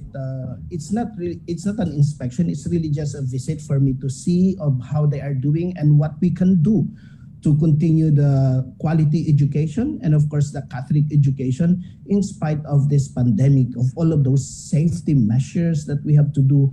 But I would like to really congratulate our school administrators that they, so far with all the meetings that I had for the past 2 days, they have been doing everything really they can to make our schools safe for everybody that is involved, our faculty, our administration, and especially our students and their parents. So I would like to thank our teachers for doing their great job. But as you have mentioned, it's really a great challenge. And as I've said, I've just entered into the office, so I will have to see what are the things we can do in order to really continue the quality education and the Catholic formation in spite of these protocols and everything. I just had a question related to the education stabilization funds, because this is one of the things that we had spoken with your predecessor, Dr. Juan Flores, on the management of that money and the accountability of that money. Have you had a chance to kind of get familiar with where the money's been spent, or how much money is still left over? I believe with the ESF1, it's done. We are now in the ESF2, but honestly, I have not seen the. What I have now, actually, when I went to the office last Tuesday, is to give me the things I should read regarding it to know the information about what are these grants and everything like that. And my meeting with the core group that handles actually all these grants will be tomorrow, Friday. So by that time, I will be able to know the status of where did they go and everything, and where will they be spent. So tomorrow, but as of now, I have no detailed information about that yet. Okay. Well, like you said, it's only like your third day on the job. Yeah. Well, we wish you the best of luck. I wanted to ask also, Father Val. Oh, thank you. If you don't mind, so in the Catholic school system, how are important are some of the like Mount Carmel and Father Dueñas, these schools that kind of, I mean, not necessarily stand on their own, but how do you plan to address just those schools? Have you been down to those? Oh, what do you mean? I didn't get that. Sorry. With Father Dueñas, the Mount Carmel school, there was a little bit of controversy, right, with the former superintendent. Has that all been kind of resolved? I have not. I still have to meet these people. I mean, I have to. But honestly, no. The first focus I had was really to look at how the office works. And then I look at all of those papers I have to read regarding the grants, as Sabrina has mentioned. And then yesterday I had a meeting with what we call as WCEA, where that accredits all our schools. And so all of those concerns first. And then, of course, the procedures regarding all of this safety protocols because of this pandemic. So with all the other concerns yet, I still have to go through them start week right. As I meet our school administrators. Right. So how long do you think that is going to take you to kind of go around and do all your rounds at all the different schools? I honestly, but I devoted myself. I told the office staff that next week I devote that to really visit our schools, one school to the other, right. To have first of all, to see with my own eyes how they are doing. It's different when you just talk with people who tell you what's happening, rather than you yourself seeing it. So the visit is really literally just a visit for me to have to see what's the situation in reality of our Catholic schools, and then from there we can plan ahead and what we need to do. Right on. So it sounds like Father Val's going on some field trips next week. I know, like the whole island. A few of our schools I have not even seen yet. So I have to be honest with that. All right. So I really have to meet and see. Thank you for your time this morning, Father Val. Is there a message you have for just, I guess, students, parents, staff of the Catholic school system? Yeah, first of all, I would like to thank, of course, our predecessors, Dr. Juan Flores, and the one who acted as superintendent for the past 2 months, Sister Angela. They did a really good job in our Catholic education system here in the Archdiocese of Bagania. So far, with all the meetings I had with key persons that I need to talk to in order to really take over of the office, I have seen that our school administrators, every school is really doing everything they can, that in spite of this pandemic, of the situation that we have, they are really, they make sure that our schools are safe for our students, as I said, in spite of the situation. rest assured to our parents and especially our students that we will do everything to really continue the quality education that we have, the quality Catholic education, and we will try our best to make our schools as safe as we can for you so that we can continue this quality education, Catholic education that we have. So to all of those who really support our Catholic school system, I believe even Sabrina, right? I think you have a son who goes to St. Anthony. So yes, I do. We thank all of you, and we assure you that we'll do everything to really make our education quality, Catholic education, and safe for every one of us. Father Val, So thank you very much to all of you. you have a Val. lot of fans on our live stream and even on my WhatsApp, and I'm getting messages. I don't Thank know. you. I really need prayers. You know, Right, when I heard that I will be appointed, I said, "Oh my gosh, I really need a lot of prayers for this job." But you know, it's God's work, so we are just instruments. We did get a couple requests, Father Val. If you could lead us in a prayer before you go, is that okay? Yeah, of course. It will be an honor. Right. Okay, let's pray. In the name of the Father, and of the Son, and of the Holy Spirit, amen. God, our loving Father, we praise and worship you and thank you for all the blessings that you have given us. The very first gift we have received from you is the gift of life. And now as we go through this pandemic, loving Father, we beg you to send us the Holy Spirit to give us the health and the strength so that we may be able to fight and avoid this virus. And through your grace and strength that you give us, we can always do your will. We ask you to bless all of those people, especially those who help our Catholic educational system here in the Archdiocese of Laguna, and those people who continue to serve our people, even those who are in the mass media. And so I ask you, Lord, to bless each one of us and keep us safe in the name of the Father, and of the Son, and of the Holy Spirit. Amen. Thank you very much, and God bless you. Thank you to all of those who watch your show. God bless Thank you, Father Val. Thank you, Father. All right, there you go, Father Val. Talk about hit the ground running, right? Catholic Schools Superintendent at 7:22. We're going to take a really quick break and come back with more of The Link next. Good morning. Breeze 93. Breast cancer is the second leading cause of cancer death in women. The chances that a woman will die of breast cancer is about 1 in 38. Although there is no sure way to prevent breast cancer, there are certain things that you can do, such as eat healthier and exercise. For more information about breast cancer, go to the American Cancer Society's website at cancer.org.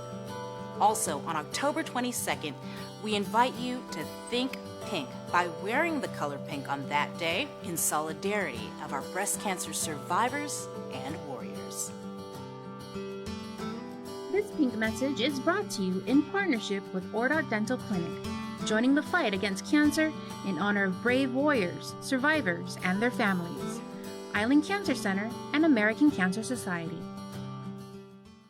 Take in the panoramic beauty of our island each Sunday on the KUM News Instagram with Scenic Sundays. Scroll through the natural beauty of the island on display. Scenic Sundays on the KUM News Instagram is brought to you by Addis Trust and Investment, Location, Service, Trust, and Haagen-Dazs Shops Guam, where every day is made extraordinary.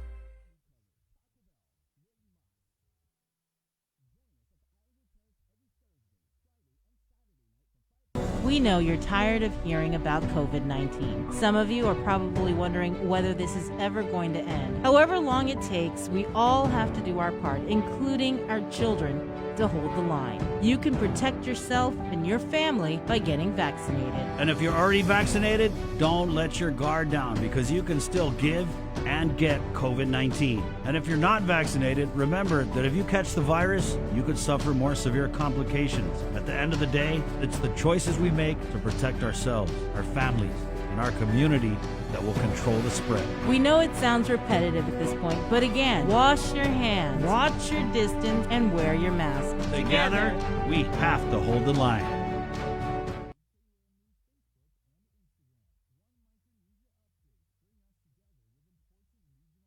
The KUAM Podcast Network is back and on demand, featuring a great variety of podcasts from our island and region, including culture, lifestyle, awareness, crime, politics, commentary, comedy, and entertainment. Available on most streaming platforms.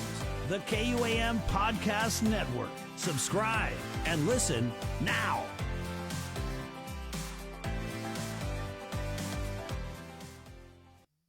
KUAM TV has been on the air for 65 years. 65 years of growing, changing, and adapting to the needs of our local community. 65 years of making you smile, laugh, and cheer, and being there for you in times of tears and heartbreak, and learning to heal together. We've kept you on the edge of your seats, been a trusted source for you to turn to, weathered many storms together, and celebrated life's big moments. And now at 65, we celebrate all the firsts we brought you over the years, and all the firsts that lie ahead as our world changes. KUAM TV, celebrating 65 years of firsts on Guam.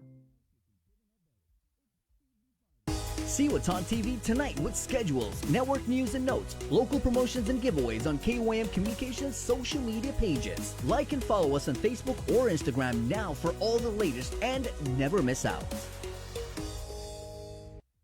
Catch Sports Link on the KUAM News Morning Show, The Link, every Friday for the latest sports news, game schedules, athlete profiles, and more. Sports Link airs every Friday across the multi-platforms of KUAM. Tune in to the broadcast on Breeze 93.9 FM, on KUAM TV 11, live stream through the KUAM News Facebook page, or view highlights on YouTube, KUAM News Facebook, and Instagram page. Sports Link is brought to you by Mariana's Irrigation and Landscape. After a year with so many games and events delayed or unplayed, the world is ready for anything and everything in the world of sports. KUAM Communications is ready with more games, more championships, and more specials that are guaranteed to bring out the fan in you. Don't miss a minute of gameplay from NBC on KUAM TV 8 or from CBS on KUAM TV 11. Every month, we'll bring you the action and excitement. Brought to you locally by Mariana's Irrigation and Landscape and Docomo Pacific. Just more great reasons to tune in and turn on, so you'll fall in love with TV again with the best from KUAM Communications. The relationship between Guam and Manila, Philippines is undeniable as we share similar cultural traditions, history, and heritage, with generations of Filipinos calling Guam home. KUAM presents a monthly look at the capital city featuring in-depth and engaging interviews on everything from medical tourism to new business and government leaders. Veteran newscaster Nestor Lecanto delivers Beyond Our Borders. This special program is brought to you by KFC and the Medical City, where patients are partners. KUAM Communications continues our perpetuation of our Chamorro culture, language, and heritage, with features available to our listening and viewing audience, including streaming of Chamorro music 24 hours per day on Isla Digital Radio on KUAM.com and the KUAM News app. Chamorro News Update, weekdays on The Link and the KUAM News YouTube channel. Conversations about life in our Chamorro language podcast, Cuentos Tapoco, with Kin Conception. Seasonal specials, shows, and other features highlighting the beauty of our language, culture, and history. It's a new era of our continued commitment to our Chamorro heritage. Isla, watch, listen, stream.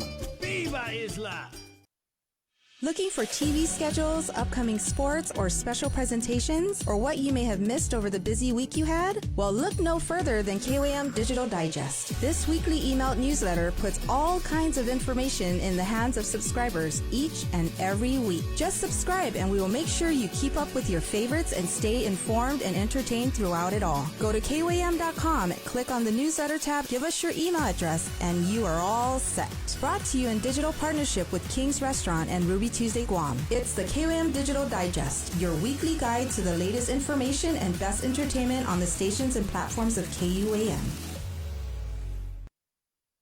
This holiday season, we're once again bringing together the island's largest array of local vendors for a special innovative way for you to shop, broadcast, and go digital with Team KUAM. Join us on Sunday, November 28th for the annual Christmas Pops Virtual Holiday Market at 12 noon on KUAM TV 8 and the KUAM News Facebook page, plus additional show times through December 11th. We'll also be featuring vendors daily with posts with QR codes and links on our social media pages beginning Monday, November 29th, and hosting an exclusive exclusive Christmas Pops website for your one-stop shopping. It's a safe and convenient way for you to shop local this holiday season. To reserve your spot, email promotions@koam.com today. Virtual space is limited. We know you're tired of hearing about COVID-19. Some of you are probably wondering whether this is ever going to end. However long it takes, we all have to do our part, including our children, to hold the line. You can protect yourself and your family by getting vaccinated. And if you're already vaccinated, don't let your guard down because you can still give and get COVID-19. And if you're not vaccinated, remember that if you catch the virus, you could suffer more severe complications. At the end of the day, it's the choices we make to protect ourselves, our families, and our community that will control the spread. We know it sounds repetitive at this point, but again, wash your hands, watch your distance, and wear your mask. Together, we have to hold the line.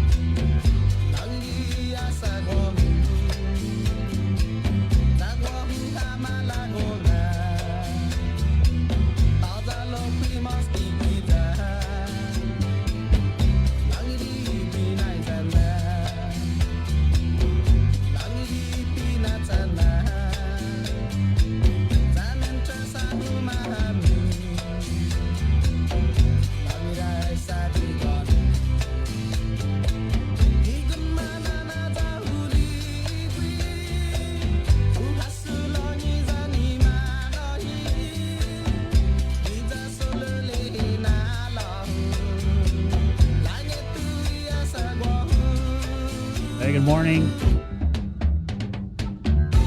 7:32 Thursday. Hi, Sabrina. What's up, Nate? Pacific Points, Cabo Enterprises, ITD, and Jack in the Box. Jason Solis, good morning. Yeah, we want to wish a member of our Link family safe travels. Landon Idlet with the National Weather Service just shot me a message and said, everything's good for Monday. He's going to have a member of his staff come in, but he is conference bound right now. So Landon, safe travels, buddy. Yeah, 7:33. Good morning, Facebook Live. Thanks. We're jumping on KUAM TV at 8 o'clock. Right now, though, we'll head into the KUAM News Zoom room. But before we do that, Jay, could we get out the testing, vaccination, all that stuff? As people kind of wake up and make their plans for the day. Running through the numbers. Yep, still triple digits. Sure, and of course, the schedule through the 22nd of this month at the University of Guam Fieldhouse, every day except Sundays and Thursdays. So that means today, right? So every other day except Sunday and today, it'll be at the UOG Fieldhouse. However, if you want to get your shot today, you can go up to the Micronesia Mall in Dedido on the second floor of the center court, 11 a.m. to 6 p.m. And you would be wise to make an appointment. You can do so at tinyurl.com/COVID-stops-with-me. That's tinyurl.com/COVID-stops-with-me. As far as vaccinations, that's a vaccination clinic. Testing today, as far as we know, continues to be held at the Tizen site, the old carnival grounds. And you can contact your private clinic if you would like to get a test as well. Right. There's also a physician's advisory that had come out from the Department of Public Health and Social Services. And we did catch up with Dr. Michael who's the education chair of the Physician's Advisory Group. And he's going to be jumping on later on to kind of explain better this advisory and what it means, not just to physicians, but to parents of kids out there. Pretty important stuff. Was released last night, and we're just trying to sort it all out this morning. 7:34. Let's head into the KUAM News Zoom room. He's here every week for the Minority Report. Minority Leader Senator Chris Duenas. Good morning, Senator. Hi, good morning, Chris. Good morning, Sabrina, and good morning, Jason. Good morning. So still no plan. Yeah, still no plan. Let's kind of start there because there was a big meeting, Zoom, with Congressman Michael Sinicolas and Senator Jim Moylan and was the mayor's council president? That's correct. Yeah, my other partner, who's on here regularly, I think on Mondays as well, Jesse, Mayor Alec, and Chris and Bree and Jason, I think that probably this is the way to do it. Is to just basically go out there, push the envelope, talk about what we believe to be priorities, what we believe and we know at least. I know Senator Moylan has really gone over the ARP, guidelines with the congressman in quite a bit in detail. So he felt compelled, and I think he's doing a great job in terms of getting that message out. Obviously the administration's responding now. I was actually kind of surprised to see, Ed Byrne basically give him a compliment. Thanks for pushing the envelope. We'll get the information out there. But then was saying that, got to be a little cautious with this community, funding. And so at least we're talking about it, right? And then, of course, you got Senator Frank Blas Jr. too, really pushing the envelope on the issue of helping tourism. Over a month ago, Senator Frank Blas held a meeting with a number of senators, myself included, and that and the group that's pushing forward, led by Dave Tidinko, on trying to make sure that we shore up and save these tourism companies that are optional tours that are basically shuttered and in danger of basically just closing forever. So that seems to have pushed the envelope. We know that they had a meeting with the governor. It was relatively favorable. There's a discussion on what the final matching funding might be in terms of some discussions with the legislature. So, guys, it looks like the progress being made here is really just by being aggressive from the legislature side. And I want to thank Senator Moylan and Senator Frank Blas Jr. for introducing resolutions, getting on and doing, Facebook presentations to really, get the word out. We want to see the plan, and we want to see action in terms of helping our people. Right. It's been very easy for people to be critical of the governor relative to this American Rescue Plan because, they're just not saying anything. It's weird. They had the money since May, and Congressman San Nicolas, you're right, he's done a great job of sitting there and kind of like detailing all the things that you can do with the American Rescue Plan. And a lot of the things that he's detailing doesn't really seem like the administration is going to do them. He's talking about the premium pay for workers, because the American Rescue Plan, the intent of it is to rescue us, right?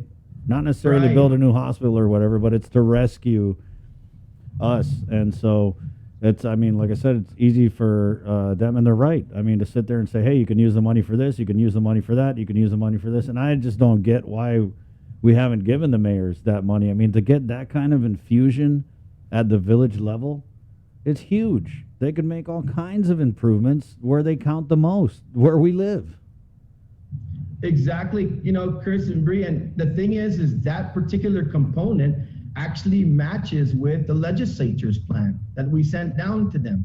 I really am going to talk to the speaker today. I think the next thing we need to push is infrastructure for Chamorro Land Trust.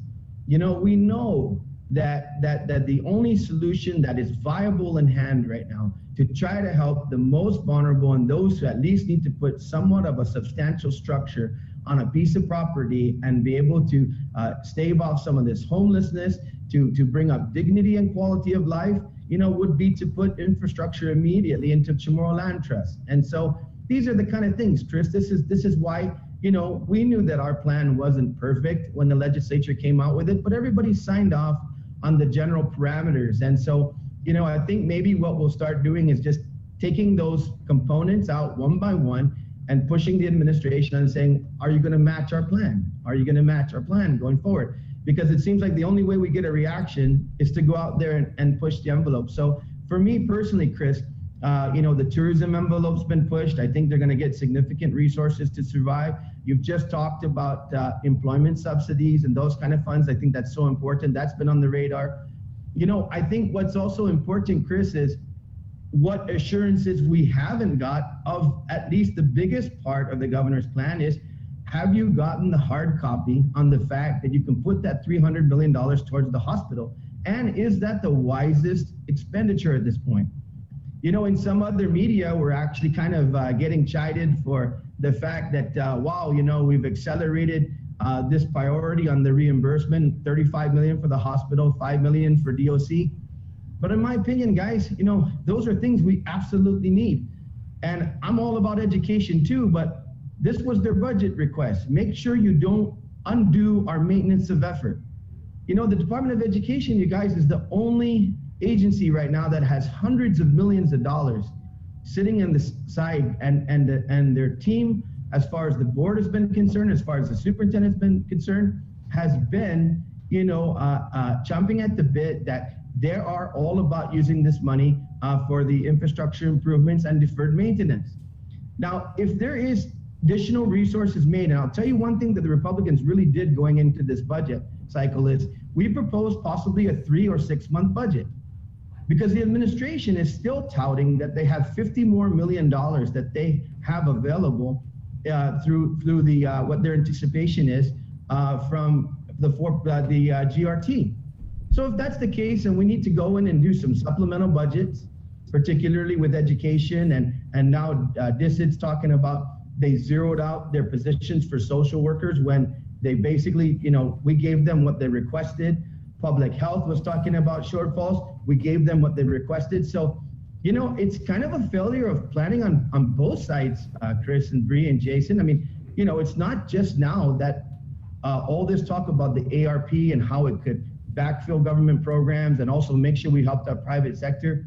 No real plan there, but now we're seeing agency by agency come out and say, well, you know, our budget's not going to work. And it's like, wait a minute, you know, this was the request. And so let's once again go back to the drawing board if we have to, and create the plan if these shortfalls exist. Now, I certainly am not going to pick on education. I mean, that's not the point here. The point is where's the shortfall? Is it special funds? Is it the fact that you're not getting your allotments? We need to drill this down, because education does have to be a priority, but we also have to come to the table, and I'm also going to work with the oversight. I think oversight chair, I think we need to convene, you know, a meeting here soon, an oversight, or at least a roundtable with education, because if this has been the proclamation that the budget is short, then we need to go back to the drawing board. Has any other government agency stepped forward to say, hey, we got a shortfall as well? That you're aware of? Not yet, but the way the trickle's coming out, I mean, I'm you know, it seems almost inevitable. And here's another thing, you know, a lot of the times when we talked about, particularly with public safety, because we put a lot of money towards customs, because we wanted to make sure that they could stand up their manpower and also deal with the fact that they're not getting the resources they used to get based on, you know, the airlines and that type of funding that comes in based on employments coming into Guam. And so we made sure we took care of that. At every public health or public safety agency we talked to, police, fire, and the rest, basically said, you know, we have budgeted vacancies that we can't even fill right now. So that's one of the reasons why we said, well, you know, if you've got 40 and 50 budgeted vacancies from retirements, resignations, otherwise separations, fill those, and there's your manpower there. And if you need more, come back. And so that's why most of us felt comfortable that, you know, things were stable with regard to all of these priorities. But, you know, if this continues, then you know, each chairperson needs to basically, you know, reconvene. Because if you look at the speaker, and I agree with her, every time health agencies and other agencies are saying they're short, you know, she's saying, what's going on here? This is what you requested. Yeah. Governor said you were going to get money from ARP, you know, all these plans to ramp up social workers. I know that, you know, we've had DYA on with Ms. Brannon and others, you know, saying that this is our problem. We've tackled it by going in and taking care of the caseloads, but now we need to really ramp up social workers. So that's all been on our radar too. But we just need to maybe have a little bit more, you know, forthrightness coming here, and the oversight chairs are going to have to step up and start addressing this if this continues. You know, that we get blamed for a shortfall when we passed a budget that was based on the request. I just totally saw this coming. I mean, like, eye roll. So, you The know, guys, the and other if you don't thing know is- what we're talking about, it's like all the different agencies that came into the legislature for the budget, and they said, okay, we only need, for example, public health, whatever the number may be. Oh, we only need 10 million. And the senators were like, what? You only need 10 million? Are you crazy? That's not even enough. And then they're like, oh, basically, don't worry, we're getting all this American Rescue Plan funding from the governor. That's what they said, like, during the budget process. But now that the budget bill has become law, the ink isn't even dry on it, and now they're saying like, "Oh, the legislature shorted us. What are we going to do?" Right. Silly. And the thing is what are we one going of to the reasons do? why one of the reasons why I'm concerned, and I agree with several of our senators on the Republican side that you know, while I have supported the chairman on a number of these bills for the EITC. You know, the anticipated EITC reimbursement from tax year 2020, you know, we may have to just scratch that, put those bills on the shelf and say, look, this might be our nest egg for the supplemental budget. And also, I just wanted to tell you, many Republicans are bringing up during the hearings on these EITC bills that are for supposed fiscal year 2020, not the one we just passed in the 22 budget. I asked, and many of us asked, but my poignant question to the chairman was, will you please write a letter to the congressman, to BBMR, and to Rev and Tax to once and for all make the statement on the record, did this EITC reimbursement come in tax year 2020?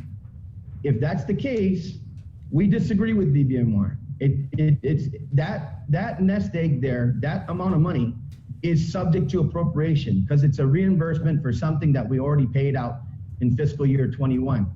So I'm waiting for that confirmation, Chris and Bree, because I think that's going to be important. Because if that didn't start in tax year 20, then these bills have no funding source. But even if it did start in fiscal year, in tax year 20, and we're expecting 55 million, then I don't know that this will be the proper expenditure of those funds if agencies continue to say that they're short. What a mess. But hey, we'll be in session next week. Yeah. And we have, you know, once again, touting my colleagues, we have a number of bills coming up. You know, there's a real effort to make sure that we take care of the issues associated with the adoption agencies that were incorporated into public health. I know there's some back and forth on that, but I think if we all pull in the same direction and basically see that the wisdom of making sure that, you know, the bills that have been put forward, if there are issues on either side, you know, make amendments. That's exactly what happened in the last procedure when it came, you know, I think there's 4 particular areas where there's been duplicate bills introduced in this legislature. If I'm just going from memory now, I know that there's been issues with regard to permanizing the tax cuts for small businesses. And then of course the fun and adventures one through the budget process, which was the RISE Act. And we ended up, you know, overriding the veto on one of those bills. So there's been, you know, there's been some, and then also the program for the MNUMCO in terms of the opportunities for those to receive war claims.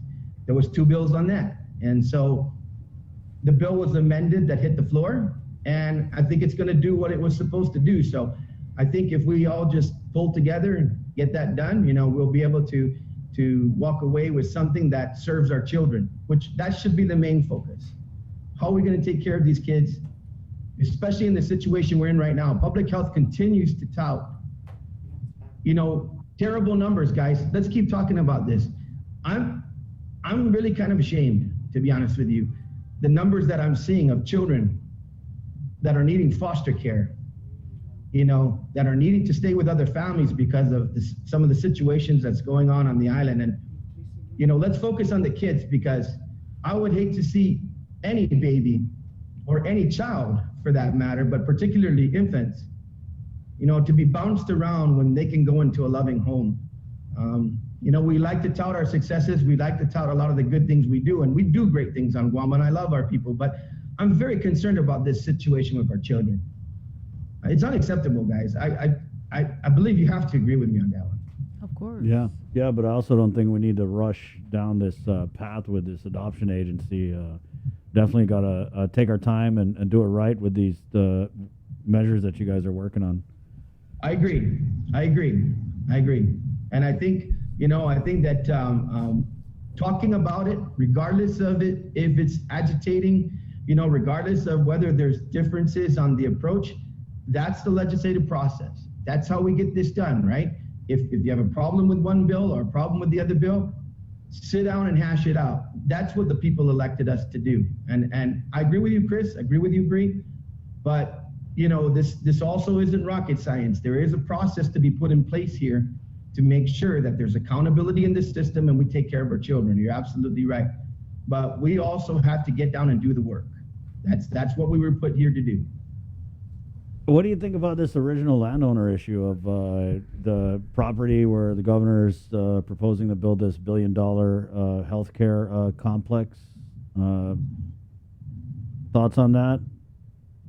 Once again, at least from my perspective, and I think many in our group have expressed this as well, we are on board with the way the speaker has made the presentation in terms of, first of all, being the oversight on land and this family now that has come forward, and I expect many other families to come forward and basically state that that if they weren't compensated, or saying they weren't compensated, at least this first family, this has to be resolved, Chris and Bree. I mean, why would you want to take the success of a financing mechanism that has just passed, that has paved the way to deal with this, craziness of a hospital in complete disrepair, and not sort out this issue? We believe that, I believe, and most of us believe, that the original landowners have the first right here. Now, I don't know whether it was your news organization, but I have heard a report somewhere that finally we've heard a little bit of information from the Ancestral Lands Commission that their belief is, under this lease agreement setup, families who original landowners basically go into the land bank, or become part of the land bank. Yeah, that was us. I don't know that that's going to cut it with most of the families, unless you address it straight away. I mean, is it area for area? Is it value for value? If they're not part of the process of your deal that you're making with the federal government, then, that's a disservice. So I think the speaker is absolutely right here. And I think that the administration needs to take this head on. Don't put this issue on the back burner and try to just plow through it and say, I got a lease agreement, get out of the way, we're building our facility. I think that's the wrong way to do things. And I think that's a situation where we're setting ourselves up, to invest all of this energy and time in a situation that could really become litigious and basically spiral. And, we're going to lose precious time if we don't square this away, or say, what is plan B? What is plan C? It's kind of interesting listening to the landowners during your interview, Chris and Bree. When they're basically saying, even they believe there are alternatives. And they're in a situation where they're saying, compensate us, move on with whatever you got to do. But even they, from their perspective, say, not sure that this is the area, there are other opportunities. Yeah. So this is not, in my opinion, a time or an issue to get our feet dug in on. I think this is a time for proper communication, proper conversations, and especially for the Ancestral Lands Commission to be more clear and get a hold of these families. Bring them in. Yeah, I know. Have a meeting with them. Senator, I don't understand why we're talking about this now. I just feel like it's like cart before the horse. If they had this desire, and it's been clear, I mean, if you just follow the story, that they have selected Eagles Field right off the bat. And, this cursory look at these other locations, I don't know. I feel like it's just for show. But if you decided that you're going to build it there, and you know anything about Guam's history and the history of land takings and original landowners, why wouldn't you first research who were the original landowners and go to them, instead of letting it turn into this issue where it's like, we're going to build this new hospital and we're going to build an Eagles Field no matter what? Oh, wait a second, there's original landowners? Huh? Yeah, I just don't understand. It's disrespectful, frankly, to the original landowners and their heirs.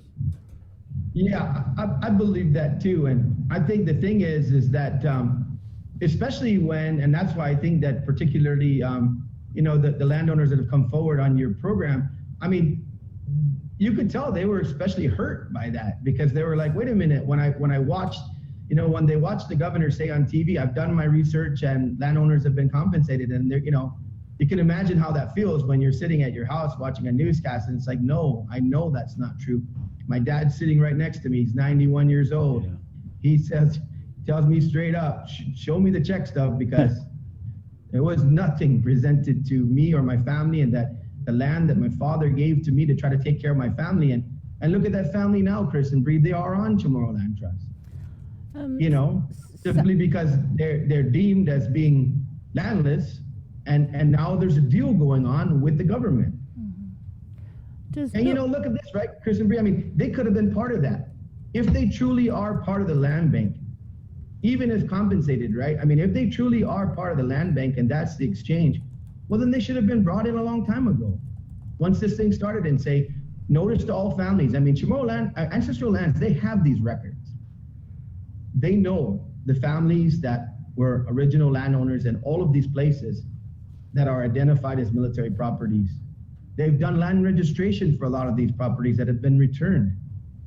So they know the original landowners. And so, that's something that as a government, we have to stand up and be responsible for, and move forward and contact these families and work with them. And Senator, can you just clarify, the bill that was signed by the governor, Bill 121, did it specifically say that this new $1 billion healthcare complex has to be built in Eaglesfield, Mangilao? No. Okay. In fact, that's one thing that we had them take out. That's why this bill went to, this bill has been to committee twice, and I believe there was at least 2 to 3 public hearings on it, and 2, full hearings committee of the whole. One thing a lot of us said from the beginning that we wanted to make sure, and that's why we were talking to bond counsel, many of us were calling Gita, saying we want this bill to be a financing mechanism. We want this to be a build, operate, transfer, because we've already seen enough in terms of lack of maintenance in the government of Guam, putting hundreds of millions of dollars into facilities. And, for me, it's no moss. You look at the schools that are currently under leaseback, they're in great shape. Kids are going there every day, have a proper environment to learn, maintenance is done, no questions asked, right? Simon Sanchez is on track for that too. But no, Bree, there's nowhere in 121 that says this complex is to be built on Eagles Field. We basically said, my advice to most of the senators and even those that were kind of, testifying on the legislation, were saying, you're dooming it from the beginning when you make that declaration straight away, because you don't know that that's actually going to be feasible. And if you did that, you'd probably be in a position where you'd have to go back in and amend the bill, and that creates a whole new process. All right, but I mean, if that's where the governor wants it, that's what everybody's going to make happen. So yeah, but I think at some point what happens is, the legislature will have to get involved, because you're going to have a situation whereby if there's an impasse, the Chamorro Land Trust, although the Ancestral Lands Commission, although under the purview, of course, of the executive branch but it is actually a standalone as well. I mean, it really is supposed to be run like CLTC through its board and through its executive director and the like. But at some point, it's the legislature that actually does final land approvals. Now, while this is intergovernmental between the federal government and the local government represented by the governor, if you have a question with original landowners, then the legislature is still involved, because the legislature is really the last say on land. And so as long as original landowners continue to make their case, then as far as I'm concerned, the legislature is involved. Yeah, but good luck with that. You've Yeah. got a Democrat-controlled legislature that will do whatever the governor wants them to do. I think we'll have to bring back Polly and do some more prayers. Yeah, okay. Well, thank you, Senator. Thanks, Senator. Hey, thanks. Always appreciate it. Looking forward to, I guess you guys will be reporting soon on a number of bills put on for potential for session agenda. So look for that. Like I said, the issues with public health and adoption. I think Senator Ada is going to try to get his bill on with regard to drug testing requirement for employees severing from the government. That's a great bill. So the team's been working hard, and thanks for the opportunity. Of course, Senator. Thank you. Thanks, Senator. Have a great day. You too. There you go, Senator Chris Duenas with the Minority Report. We do it every week. Get on the speaker, get on him to get their perspective. It's 8 o'clock on the Breeze side. We're KUAM FM in Agotnia, Guam. The link continues next. We're going to KUAM TV land. Here we come.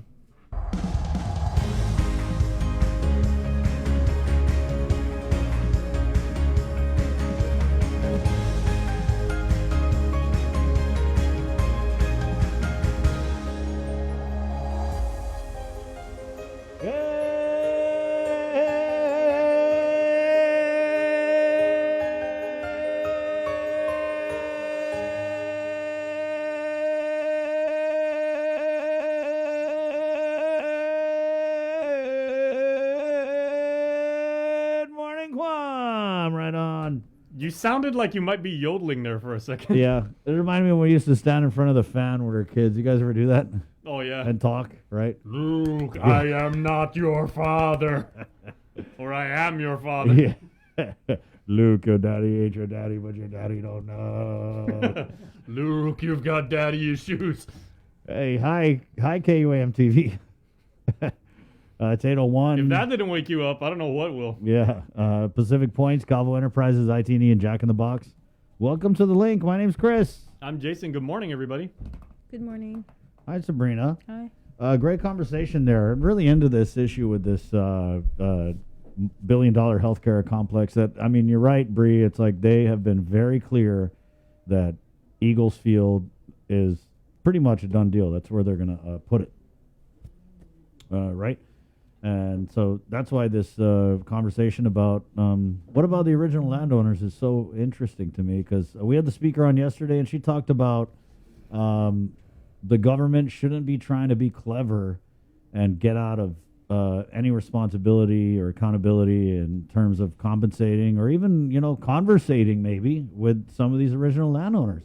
They just feel like, I mean, with Miss Elsie, the lady we interviewed for the news, she had told me, she was like, Chris, I'd seen the stories about they wanted to build a new hospital, and then when Eagles Field started coming into the equation, they started paying attention, really paying attention as, a living original landowner.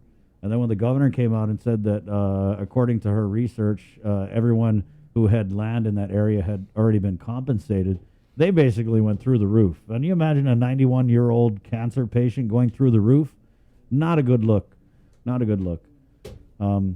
But again, you're right, Bree. This administration has really shown that when they want to get something done, they will just call in the support from top to bottom. And Senator Duenas was talking about how ancestral lands and Chamorro Land Trusts are supposed to be, in theory, these quasi-independent bodies that are run by their boards. But I think that we saw with Jack Hattig and his removal that Adelup still holds a lot of influence, so obviously over those two entities. So I don't really know how much independence or anything we're going to get from ancestral lands. I mean, their take basically is that the government's taking the land, and if they do that for public benefit, then original landowners will be compensated via the land bank. But where it gets fuzzy for me, and this is kind of probably what the speaker was referencing in terms of the administration trying to be clever about just steamrolling these original landowners and their heirs, is that the government isn't necessarily taking the land. They're getting a license to lease it from the military. So, yeah, it's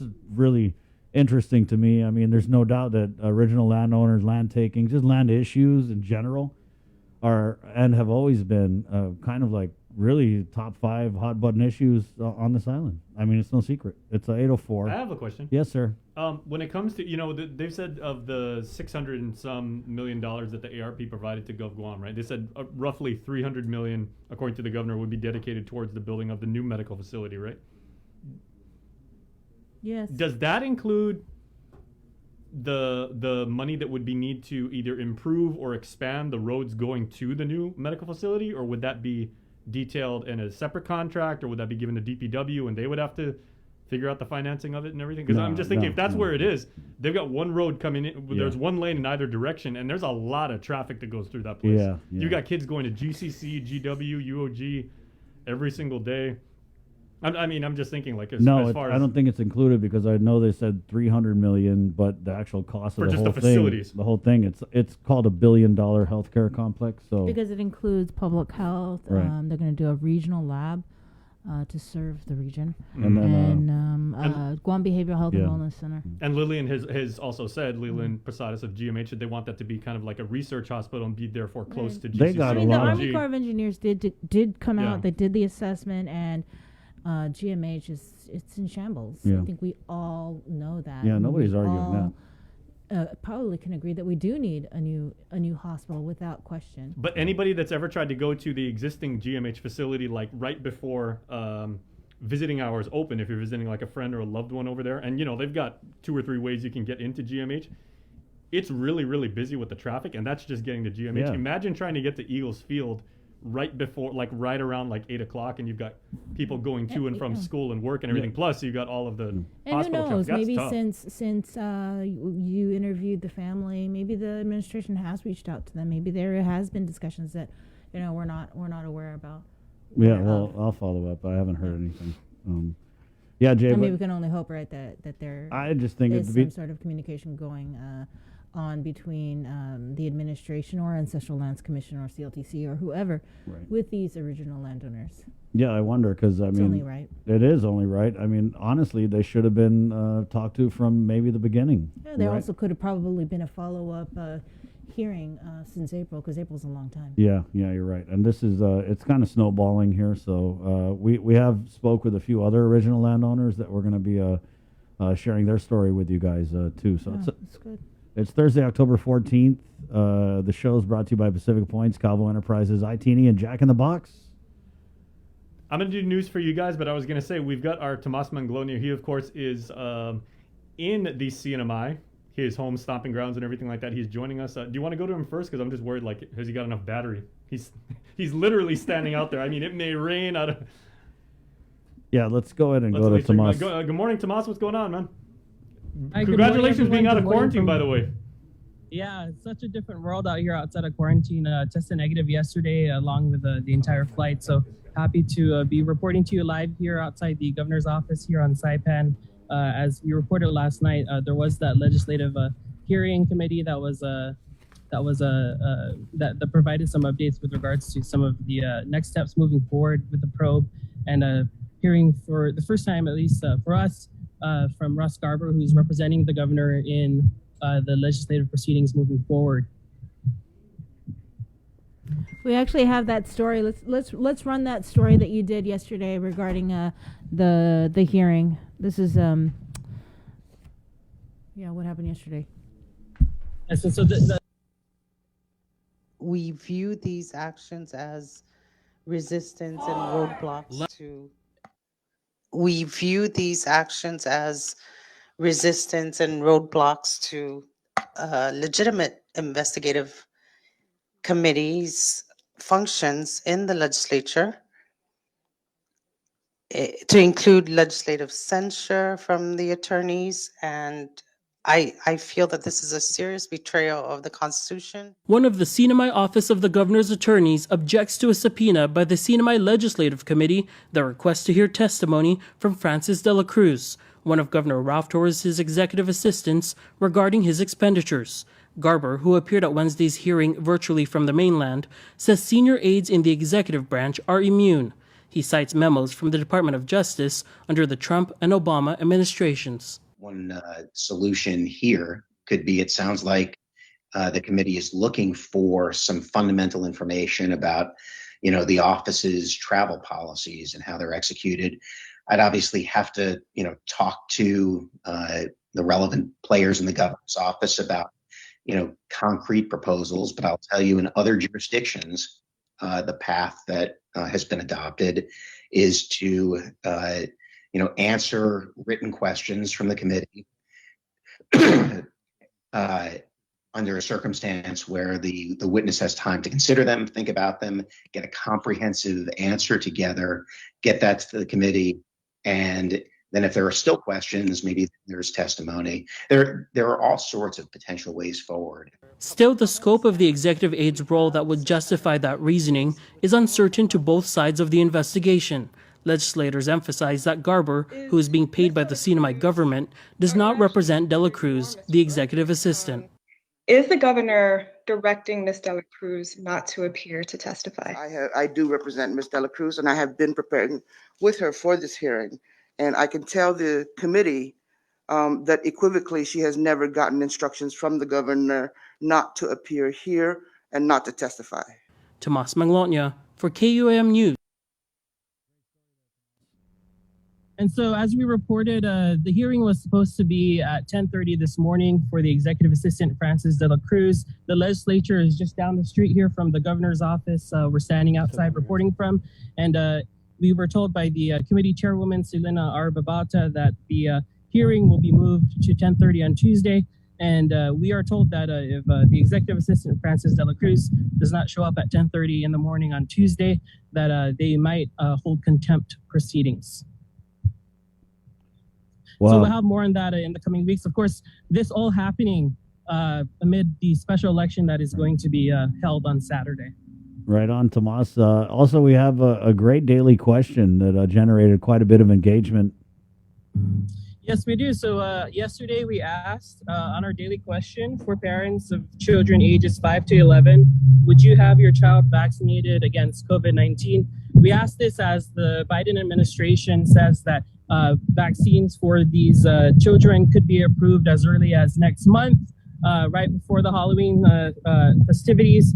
And so we got a lot of responses. Wanted to share a few of them with you on our Instagram. We've got a lot of yes or no responses, but wanted to share this one in particular by Zachary, who comments, no, especially if GDOE tries to mandate it. Him saying that he would not have his children vaccinated if it's a GDOE mandate especially. Our next comment on Instagram that we got from Ocampo says yes, but kind of scared a little because of the side effects.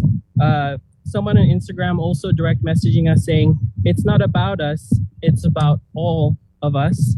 And lastly, there are a comment that we're sharing, Raylissa97 commenting on Instagram, definitely yes, my son got the COVID shot and he's 12 years old and he has asthma and he's doing just fine. And so, of course, this is all happening as the FDA is expected to approve the emergency authorization for the Pfizer vaccine for ages 5 to 11. And this is something that'll be impacting everyone in the United States, both here on Saipan in the Northern Marianas and over there in Guam. All right, thanks so much, Tomas. Tomas Manglotnya, of course, reporting live from the CNMI. Tomas, happy hunting out there, man. Be safe. Thank you so much. All right, and we'll have more tomorrow. congratulations once again being out of quarantine. Yeah, eat some J's for us. Yeah, feeling actual sunlight and breathing real air. And if there's any left, I'll try to bring some back for you guys there. Oh, there you go. Yeah, right on. Okay, Tomas Manglotnya live from the CNMI and Saipan. Jason Solis now, brought to you by Pacific Points. Ladies and gentlemen, mostly ladies especially, let's get into our 8 o'clock newscast, brought to you by Pacific Points. From the KUAM News team, good morning, Jason Solis. All right, good morning, Chris, and good morning, Guam. The big story this morning is that our island has suffered 2 more additional COVID-19 related fatalities. The 218th such fatality occurred at the Guam Regional Medical City on October 12th. That patient was a 52-year-old male that was unvaccinated and had underlying health conditions. He was a known COVID positive patient. And the 219th COVID-related death occurred at the Naval Hospital in Agana Heights on October 13th. That patient was a 64-year-old female who was unvaccinated and had underlying health conditions. She tested positive on the same day, the 13th. 61 of your fellow Guamanians are now hospitalized for coronavirus. One of those is a pediatric admission. 11 patients are receiving ICU care and 10 are on ventilators. 34 people of those are unvaccinated. 1 is ineligible to get a vaccine.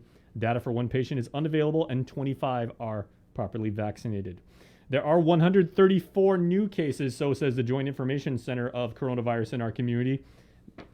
1,348 tests were performed on October 12th, and again, 134 of them did test positive. Subsequently, the island's CAR score is now 23.5. 89.27%, in case you're curious, of our island's eligible population is now fully vaccinated.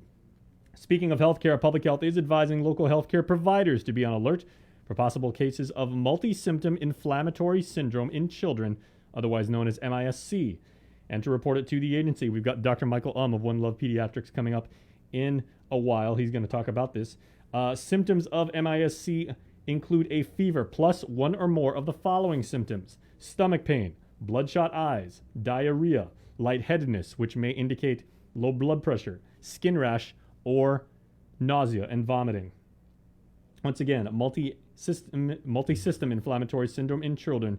If you are a healthcare provider, you are asked to be on the lookout for that condition and to report it to Public Health expeditiously. The governor signed Bill 153 into law to build a new prison to replace the decades-old Department of Corrections. The new facility will be based on a master plan that looks forward as far as 80 years of expansion that will be done over a series of phases.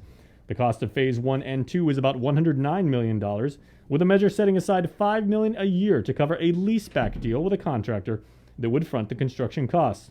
The new prison would be built on its current footprint in Mingilao. Let's go back to the newsroom now, where Hannah Devanzo is standing by, and she's got this morning's link update. This news update is brought to you by Pacific Points. Do more, get more. Hafadain, good morning. I'm Hannah Devanzo. Governor Lou Leon Guerrero plans for a medical center of excellence is on track to become a reality after the signing of Bill 121 into law Wednesday afternoon.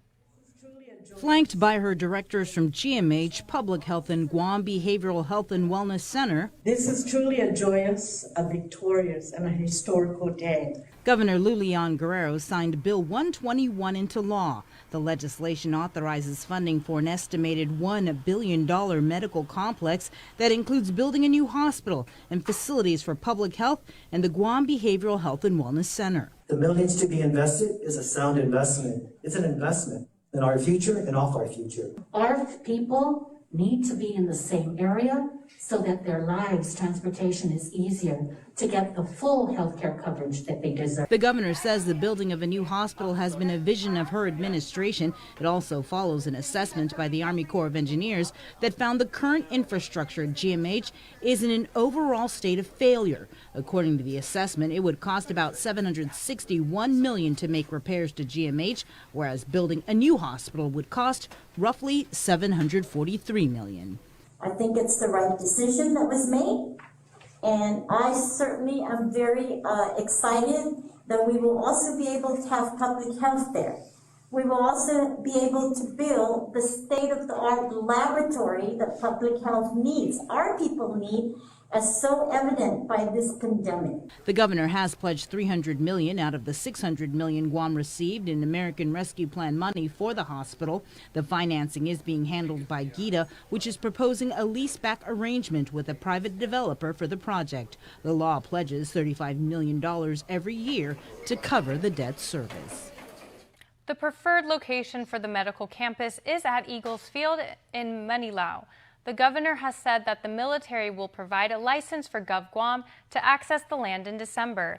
Amid concerns from original landowners, the governor, in an interview with KUAM, said based on their research, they have already been compensated. Speaker Therese Terlahi responds. I stand with those landowners that I think that that land that is excess to the military should be returned to the government of Guam. The government of Guam should not find, clever ways around that. Let's lease it back from the military instead of just demanding that it be returned because it's excess. That's a huge departure. That's why Angel Santos is one of our heroes, because he fought that, right? He showed everyone that it is right to return this land to landowners. And it is right that if land is not necessary, to be used by the military and it's sitting there vacant, that it can be returned. The governor has said that by next year, she plans to sign a lease agreement for more than 100 acres in the Manilao area for the medical campus. Governor Guerrero also signed Bill 153 into law to build a new prison to replace the decades-old Department of Corrections. The new facility is based on a master plan that looks forward as far as 80 years of expansion that will be done in multiple phases. DOC Director Joe Carbolito. The long-term goal is down the road, but the short-term goal, of course, is to consolidate the detention facility and move it up to the main facility. And the first two phases are the most important phases because we're going to realize the fruits of this labor that we did to make this bill where it's at today. The cost of phases 1 and 2 is about $109 million. The measure set aside $5 million a year to cover a lease-back deal with a contractor that would front the construction costs. The new prison would be built on its current footprints in Manilao. The Guam Department of Education released Wednesday its latest COVID-19 weekly dashboard. With more on this report, here's KUAM's Isaiah Uggan. The Guam Department of Education's newest COVID-19 weekly dashboard contains data from October 11th through the 12th. The dashboard will include a summarized prior week's report of new and active COVID cases amongst GDOE students and staff. The daily reports and dashboard was developed to represent on-campus positive and active cases where there exists a potential risk of transmission of the virus. What we're trying to give our families is an understanding of what risk might be present at the school sites. You know, meaning that a student who tests positive or an employee who tests positive was at the school site during the time frame in which he or she tested positive. And for students who attend classes online or are not on campus for some other reason, will not be reported as a GDOE positive during the daily reports, including the weekly dashboard. The dashboard displays that there are 8 new and active COVID cases of on-campus students.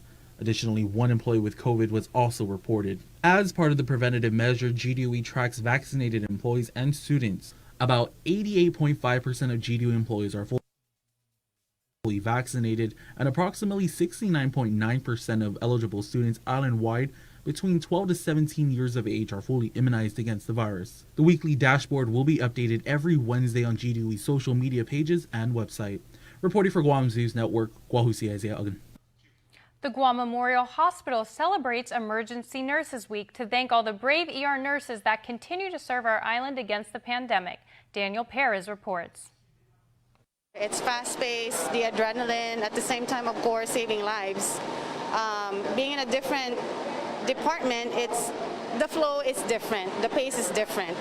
And I still am to this day still work in the ER, although my role has been expanded. I do other stuff. I do audits as well. I do teach. I teach new nurses and traveling nurses. We get really sick patients that we have to care for at the risk of putting yourself and your family at risk. Suzanne Aquino and Pauline Perez are ER nurses at the hospital's busiest unit. Perez gave details on what it's like to care for both COVID and non-COVID patients day in and day out. You have to make sure you plan your care throughout the day. You do what you need to do for your COVID negative and you do what you need to do for your COVID positive while maintaining infection control, to make sure no one's getting infected and the COVID virus is contained. Even with a pandemic raging, Aquino and Perez have nothing but praise about their ER unit. They tell us what they enjoy about it and what they feel when they save lives. Most of the time you would have the code blues here, the emergencies. I like that kind of thing, where you can really see the difference right away. An ER nurse is difficult. It's challenging, but it's also rewarding seeing patients who are at the sickest point in their lives but get stabilized. While the whole week celebrates ER nurses, today, October 13th, is ER Nurses Day. If you see an ER nurse this week or today, don't forget to thank them for all they do to keep us safe and COVID-free. Daniel Perez reporting for Guam's News Network. That's it for now. We'll see you tonight for KUAM's Primetime. This news update is brought to you by Pacific Points. Do more, get more.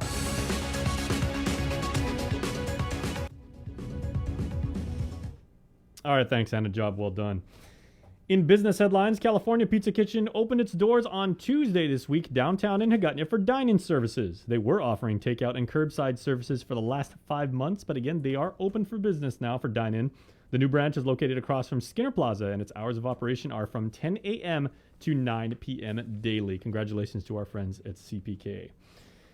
Well, let's take a look at social media now and the impacts on the community as Facebook and Mark Zuckerberg continue to make headlines.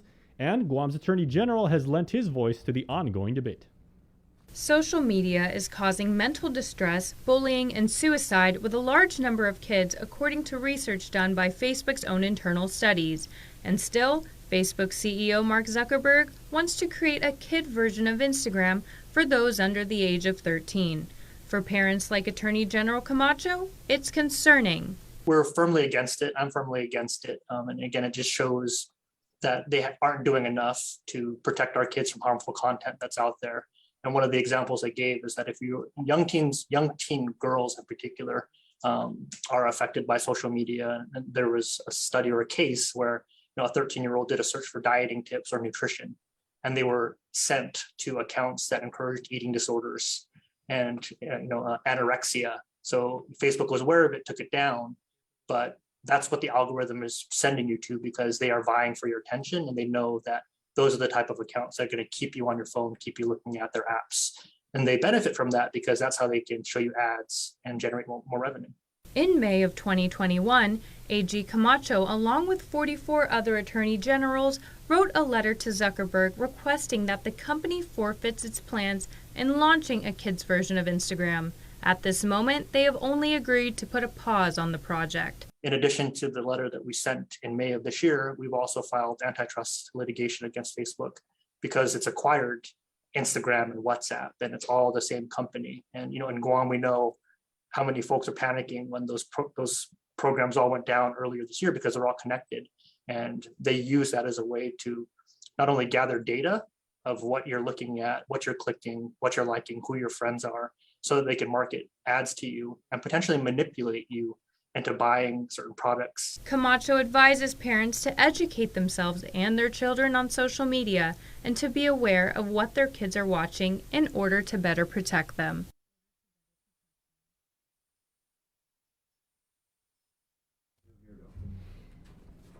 All right, thanks again, Hannah.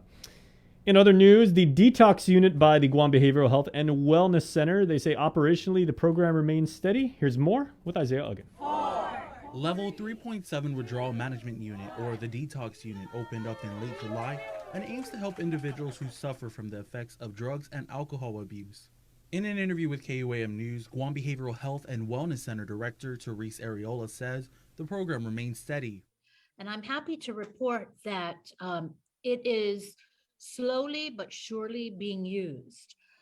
As of today, and I believe we opened it up in late July, early August, we've had so far a total of 5 individuals who've gone through the detox unit. Currently, we have, if I'm not mistaken, the last census was this weekend that was sent to me. I believe we have 2 in the detox unit. But so far, a total of 5 have gone through the service. And so it's doing what it needs to do.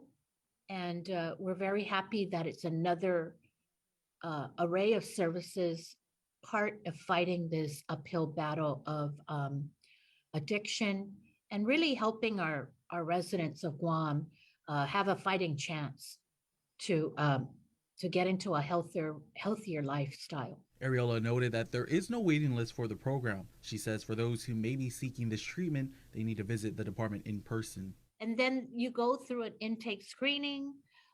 You will be then processed and transferred, referred, and given an appointment for new beginnings and detox or drug and alcohol assessment.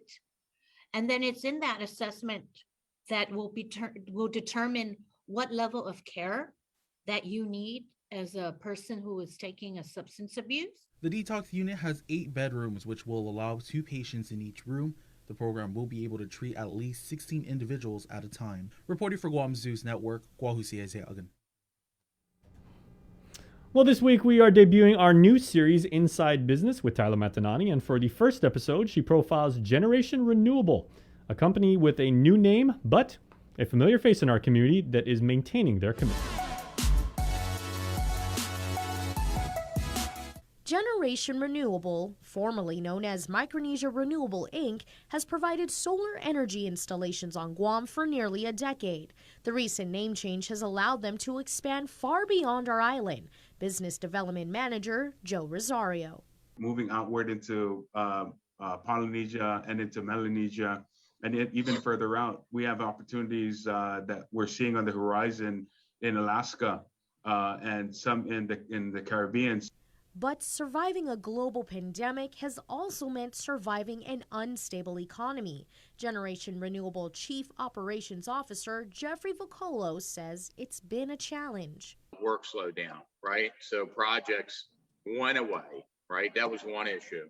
The second issue, of course, now trying to get through the pandemic is to batten down the hatches, survive the storm, Vocolo is all too familiar with economic downturns. With over 30 years in the energy industry, he's experienced everything from recession to inflation.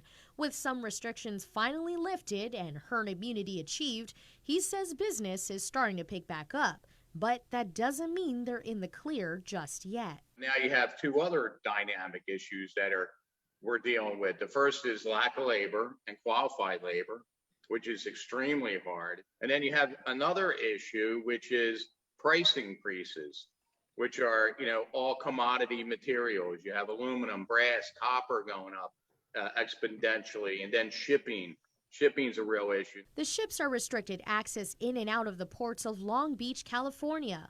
Lack of materials, labor issues, and inflation have put many larger solar companies in the States out of business. The two explain the continuing rise in oil prices and the need for more personnel is an obstacle that lies ahead.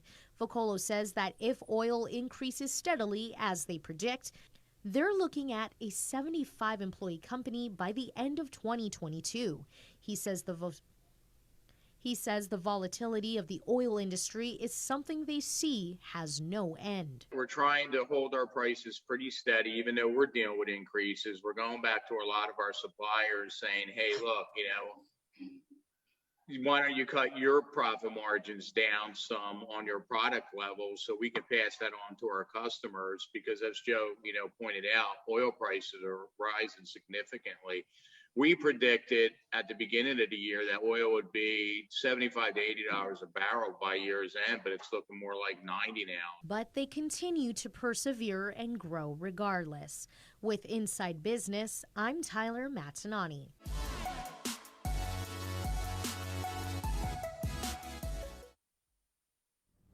In the mainland, the president is meeting with business leaders in the shipping and trucking industries to try and figure out ways to avoid Christmas coming a little late this season. Natalie Brand has more details outside 1600 Pennsylvania Avenue. The White House announced workers in the ports of Los Angeles and Long Beach, California are moving to 24/7 operations to clear a logjam of goods sitting offshore. Which means it has nearly doubled the hours that cargo will be able to move out of its docks. FedEx and UPS are also committing to expanding their operations. Gene Soroka, the head of the Port of Los Angeles, says his workers are already moving record numbers of goods, but the ships keep arriving. They're averaging 6 days per week of work since the beginning of the COVID-19 restrictions here in March of 2020. And that's why we keep moving so much cargo, but it's still more on the way, and we've got to keep shipping at that. There are similar bottlenecks in ports around the country as the increase in online shopping has fueled more imports, but there's a shortage of truck drivers to help deliver the goods. And the end result is a lot of businesses are going to be under pressure. I think you're going to see businesses not be able to make their Christmas, their holiday shopping season targets because they can't get the inventory in stock. The supply chain issues are already impacting the U.S. economy. Retailers are charging more for just about everything. The Labor Department announced inflation rose again in September. The Consumer Price Index is now 5.4% higher this year compared to last. Probably going to see higher prices persist right through the beginning of next year, probably through the end of the first quarter. With goods stuck in ports and prices on the rise, experts say it's better to start your holiday shopping now to make sure you get those gifts on time. Natalie Brandt, CBS News, the White House. And also this morning, here's your headlines in Chamorro with Uncle King Kentucky. Buenos updates to get some to be sa morgan ni KUAM News. Presenta ni Familian Mizo gi First Hawaiian Bank.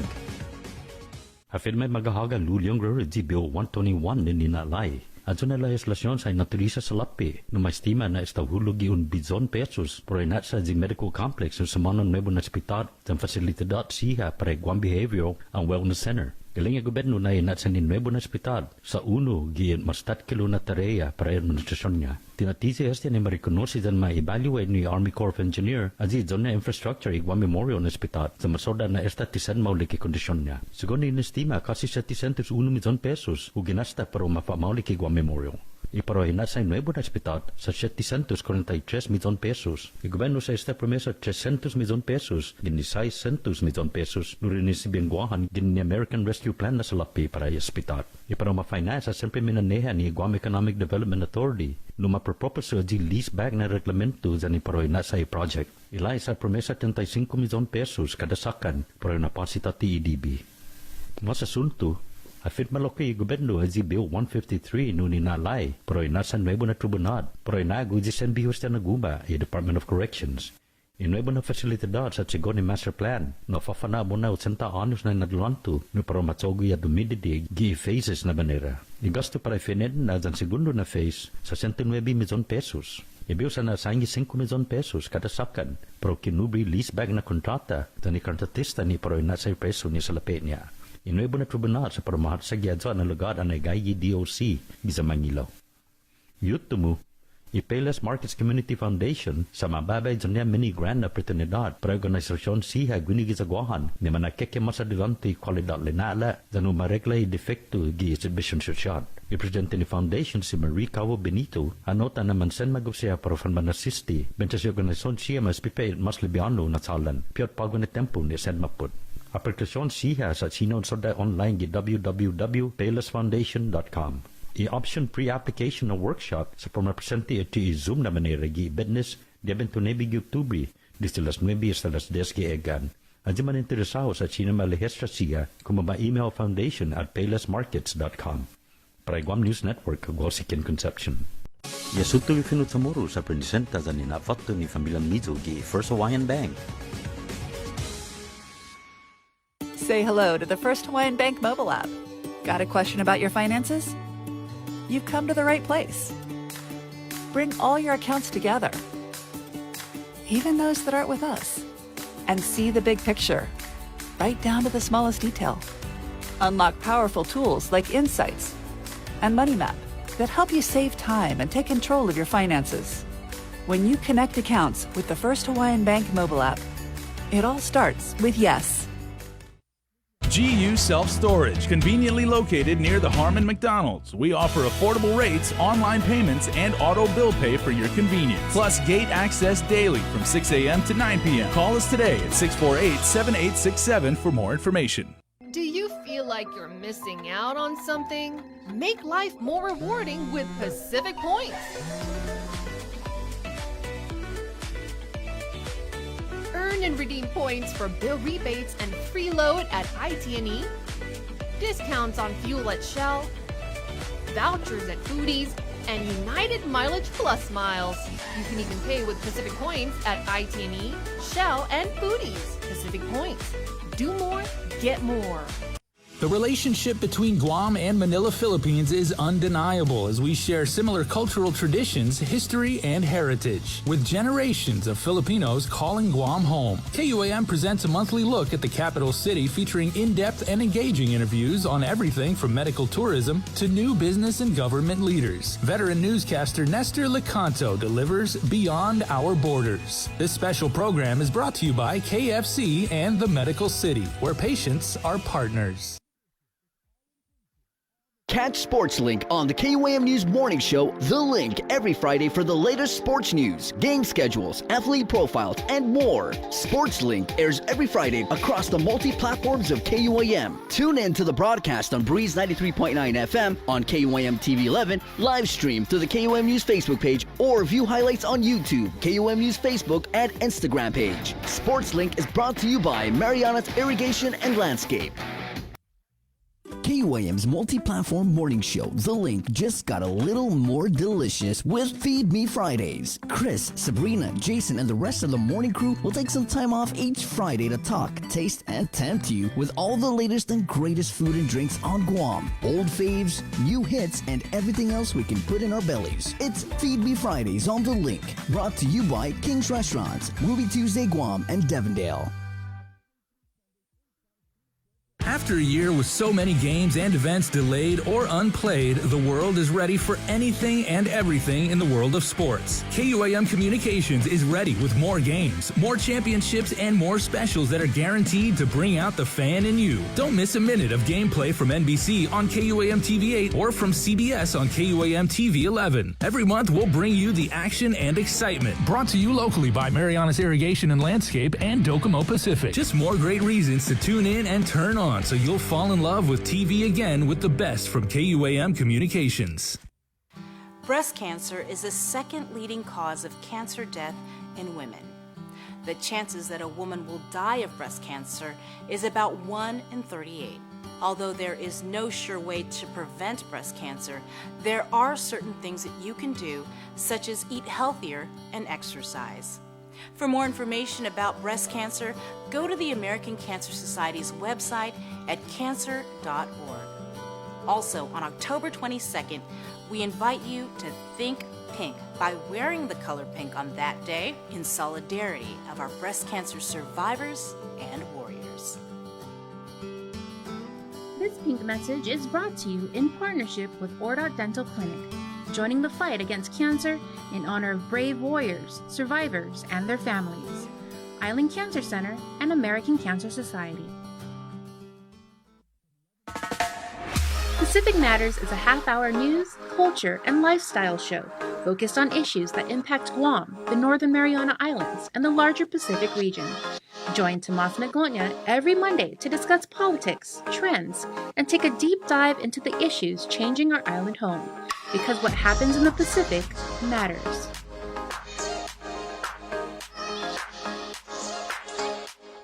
We know you're tired of hearing about COVID-19. Some of you are probably wondering whether this is ever going to end. However long it takes, we all have to do our part, including our children, to hold the line. You can protect yourself and your family by getting vaccinated. And if you're already vaccinated, don't let your guard down, because you can still give and get COVID-19. And if you're not vaccinated, remember that if you catch the virus, you could suffer more severe complications. At the end of the day, it's the choices we make to protect ourselves, our families, and our community that will control the spread. We know it sounds repetitive at this point, but again, wash your hands, watch your distance, and wear your mask. Together, we have to hold the line. This holiday season, we're once again bringing together the island's largest array of local vendors for a special innovative way for you to shop, broadcast, and go digital with Team KUAM. Join us on Sunday, November 28th for the annual Christmas Pops Virtual Holiday Market at 12 noon on KUAM TV 8 and the KUAM News Facebook page, plus additional show times through December 11th. We'll also be featuring vendors daily with posts with QR codes and links on our social media pages beginning Monday, November 29th, and hosting an exclusive Christmas Pops website for your one-stop shopping. It's a safe and convenient way for you to shop local this holiday season. To reserve your spot, email promotions@kuam.com today. Virtual space is limited. The KUAM Podcast Network is back and on demand, featuring a great variety of podcasts from our island and region, including culture, lifestyle, awareness, crime, politics, commentary, comedy, and entertainment. Available on most streaming platforms. The KUAM Podcast Network. Subscribe and listen now.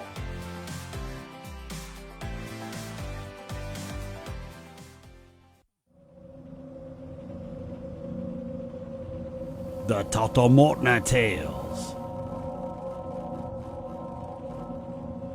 October on the KUAM Podcast Network.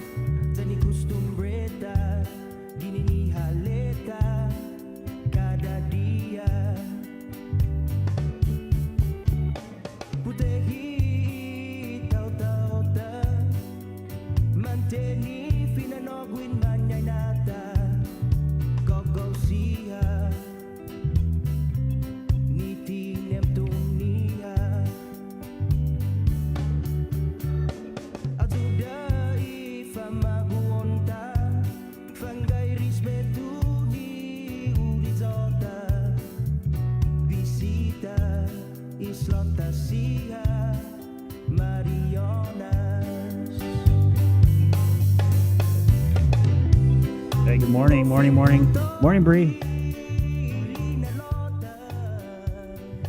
8:45, right here on the link. We did get a tip here about the Social Security office, Bree. Yeah, I don't have it pulled up. I got it.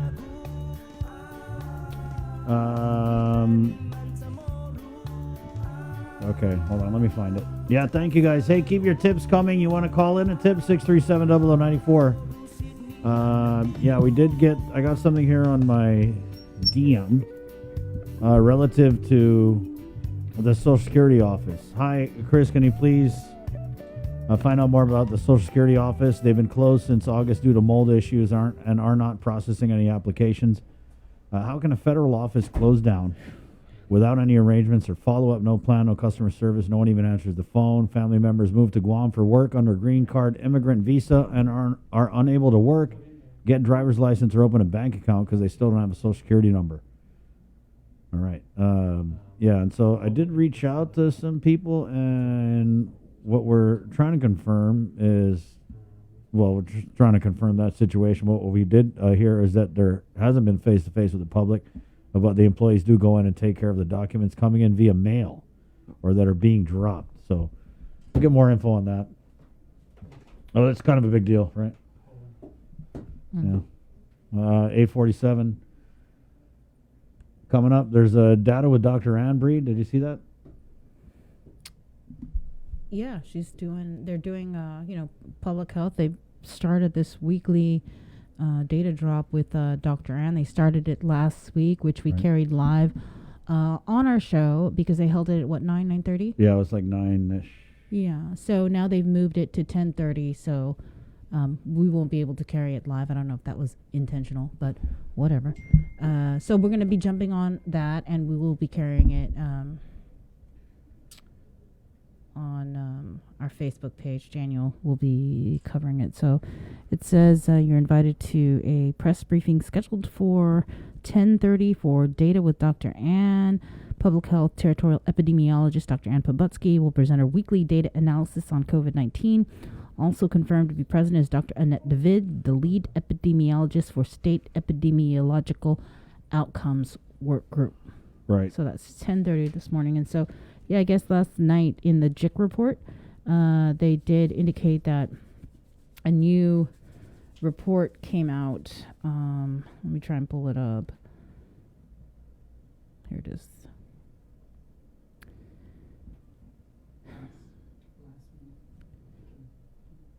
So it's the Guam COVID-19 surge trends and breakthrough case analysis. So this is the latest data drop from the Office of Epidemiology, which Dr. Ann Pobutsky leads So I could just read some of it, that the rolling average of cases continues to fall at a slow and steady pace and is currently at 118 cases per day on the 7-day rolling average. The CAR score also, although continues to fluctuate between 20 to 25, but in total downward trend as well. We're starting to observe a decrease in the numbers of tests that are being performed daily to less than 1,000 tests per day with the same positivity rate. According to the data, the hospital numbers continue to decrease while the ICU numbers remain the same, with deaths continuing but decreasing. Unvaccinated persons continue to be the majority of infected cases in the population, while breakthrough cases through the surge have sustained a similar case rate. We have finally reached 80% of the eligible population, that's 12 and older, being fully vaccinated, which only includes civilian data, not inclusive of the DoD vaccinated numbers. And again, we are 89% of our eligible population fully vaccinated. Now, for breakthrough cases from February 7th of 2021 to October 7th of 2021, there have been 2,859 breakthrough cases among people who were fully vaccinated and subsequently tested positive. The majority of these were Pfizer vaccines at 64.9%, followed by Moderna at 26%, and Johnson & Johnson at 6.4%, with 2.3% unknown, and that is from the Department of Defense. The cases were evenly distributed among males, 50%, and females, 49%. The majority of breakthrough cases occurred among those ages 18 to 39. Yeah.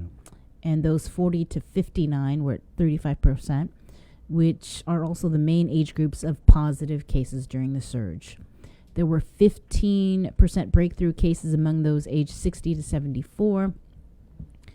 The average number of days between final vaccination dose and receipt of a positive test was 146 days, or 4.5 months. Wow. As of October 1st, there were 137,105 fully vaccinated civilians, with 2,793 breakthrough cases, or 2%. Among deaths up to October 1st, fully vaccinated were 13%, all of whom had multiple comorbidities. The report says that case rates are beginning to fall and the age groups are starting to converge. The same groups maintain the highest rates, 18 to 39, followed by the 40 to 59. Those 0 to 11 years old and 60 to 70 years of age are also beginning to converge, while the 75 years and older rate is now higher than the 12 to 17 age group, which likely correlates to more in the 12 to 17 years group beginning to become fully vaccinated. And so that's the latest data from the Office of Epidemiology. And we'll post this at some point. We just got this last night in the JIC report. I mean, something else that we also just got last night was this physician's advisory that Public Health had sent out, Bree. Thanks, Jay. Yeah, and this physician's advisory is Public Health advising local healthcare providers to be on alert for possible cases of multisystem inflammatory syndrome in children and to report it to the agency. The symptoms include ongoing fever plus more than one of the following: stomach pain, bloodshot eyes, diarrhea, dizziness or lightheadedness, signs of low blood pressure, skin rash, and vomiting. And this was, they put out this advisory following a physician diagnosing a child with this MIS-C. Yeah. All right. And we did report that as part of the, we did also report as part of the JICS report last night that the total number of hospitalizations, there are 61 people currently hospitalized. One of those is a pediatric case too. Right, well, it says 61 hospitalizations, and then it says one pediatric submission. So I'm thinking that means it's 62. But you really have to kind of... Oh, okay, so 61 not inclusive of the child. Yeah. I mean, we're still getting the information, right? But... again, we did ask the director, St. Augustine, to, kind of put a face and a body out with this advisory to maybe explain, especially because it concerns children, right? our children, and especially because there was a diagnosis of this in a child.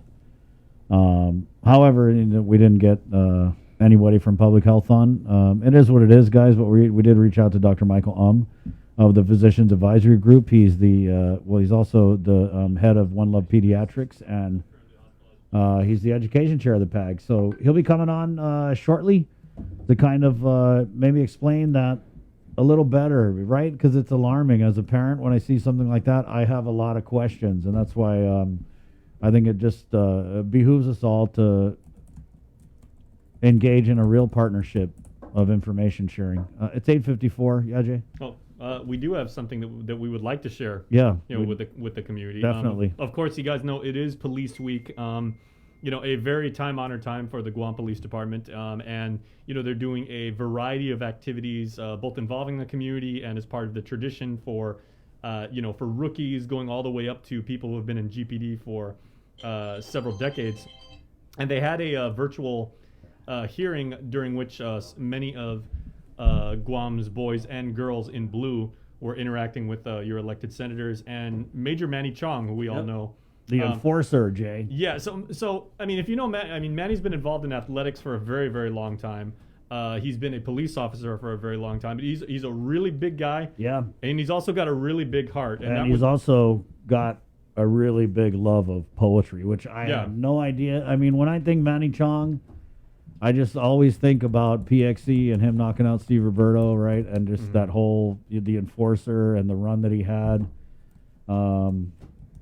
And he's a very smart guy too. Like he's got his master's degree, and he was studying like with his cohort when he was at UOG, and they did this whole thing on studying, community service and doing stuff. So, I mean, he's very, very bright. Anyway, so there's this hearing at the legislature yesterday, and they introduced all the officers that were there, and then when it came to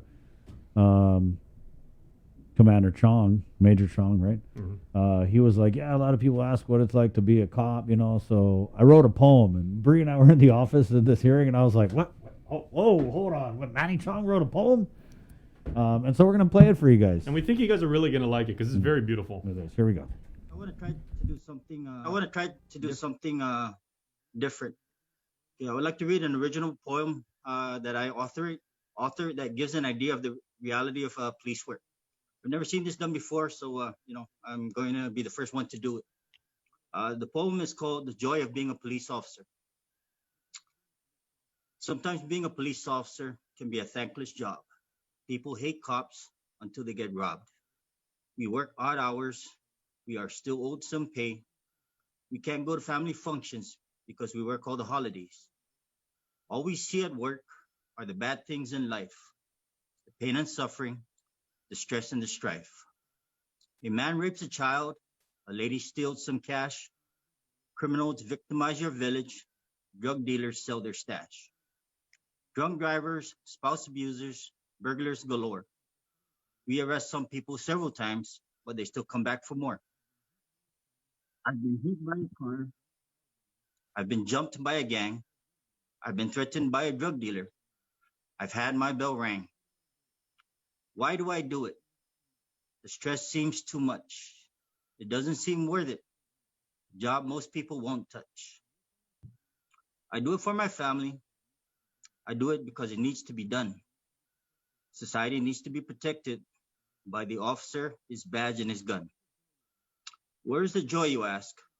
It doesn't make any sense. The joy is in the task. The feeling of accomplishment is immense. So again, I'd like to thank all the officers that are, or everybody in this meeting. We are honoring our officers that have passed. We are honoring the officers that are continuing to serve. I'd like to thank the community out there, especially the legislature, for showing their support for the Guam Police Department. And I believe my wife is on the Zoom meeting. I'd like to thank you, honey, for your support. Thank you, everybody. That was very moving. Wow. Really, well done.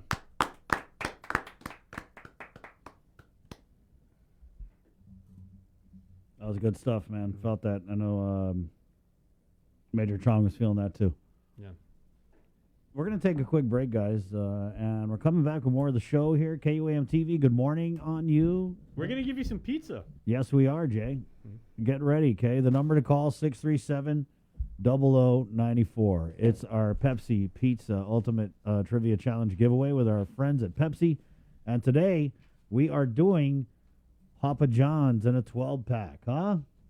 We talked about Papa John's. We'll talk a little bit more about our gang over at Papa John's coming up, but your chance to win some pizza and some Pepsi is on the way. So close. Right here on the link.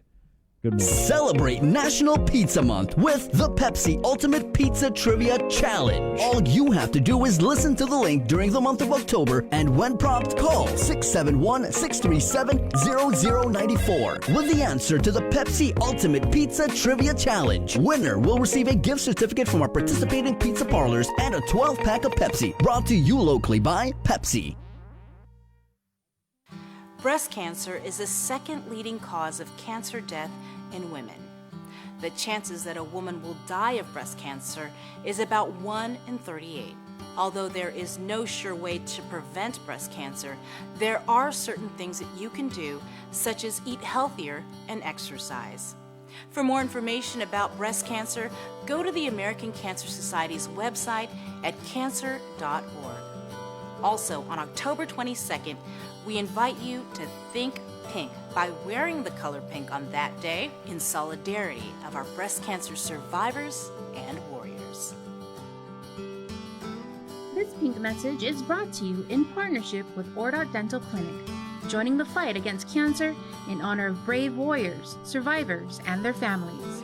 Island Cancer Center and American Cancer Society. Uno Mixed.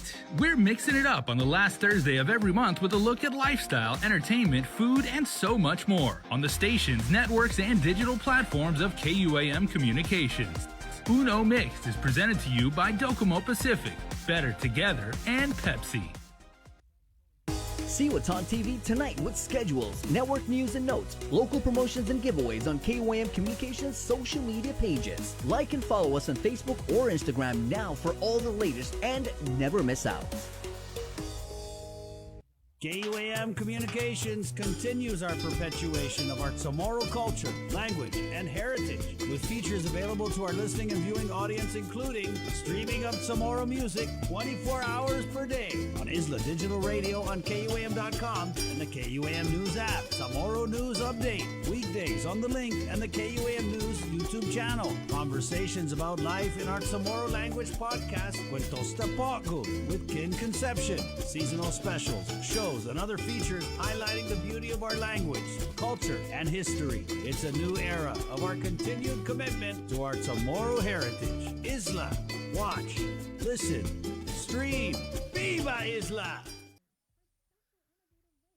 The world of television is more exciting than ever. Don't miss a minute of special presentations from NBC on KUAM TV 8 or from CBS on KUAM TV 11. Every month, we'll bring you the fun and excitement of award shows and red carpet moments, special series presentations, and other great network programs. Brought to you locally by King's Restaurant, Ruby Tuesday Guam, and Docomo Pacific, giving you more reasons to tune in and turn on. Fall in love with TV again with the best from KUAM Communications. Say hello to the First Hawaiian Bank mobile app. Want a better look at your spending? With MoneyMap, you can automatically create budgets and manage where your money is going. Know when you have a green light, or when it's time to slow down. Maybe cook more meals at home this week. Set your goals, track your progress, and find your way to exactly where you want to be. With MoneyMap from the First Hawaiian Bank mobile app. It all starts with yes. GU Self-Storage, conveniently located near the Harmon McDonald's. We offer affordable rates, online payments, and auto bill pay for your convenience. Plus gate access daily from 6 a.m. to 9 p.m. Call us today at 648-7867 for more information. The relationship between Guam and Manila, Philippines is undeniable as we share similar cultural traditions, history, and heritage, with generations of Filipinos calling Guam home. KUAM presents a monthly look at the capital city featuring in-depth and engaging interviews on everything from medical tourism to new business and government leaders. Veteran newscaster Nestor Lecanto delivers Beyond Our Borders. This special program is brought to you by KFC and the Medical City, where patients are partners. Do you feel like you're missing out on something? Make life more rewarding with Pacific Points.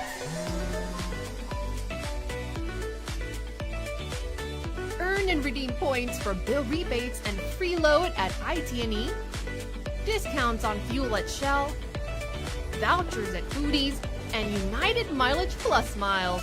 You can even pay with Pacific Points at IT&E, Shell, and Foodies. Pacific Points.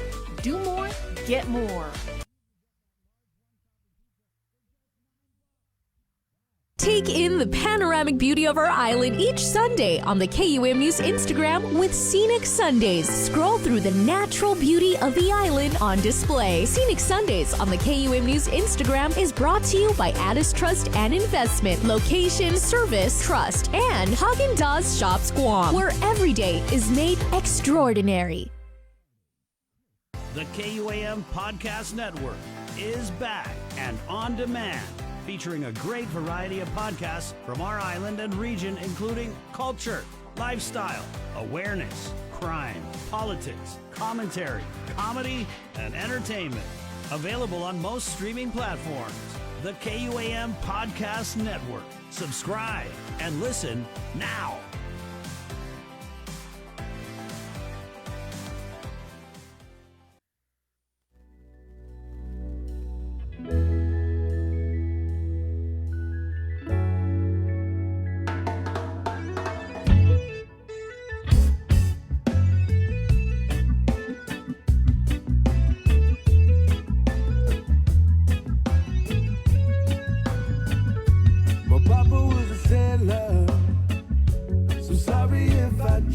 All right, welcome back to The Link, everybody. Thursday morning, we're going to go right into the Zoom room where we were expecting Dr. Michael from One Love Pediatrics. He's also the education chair, of course, from the Physician Advisory Group.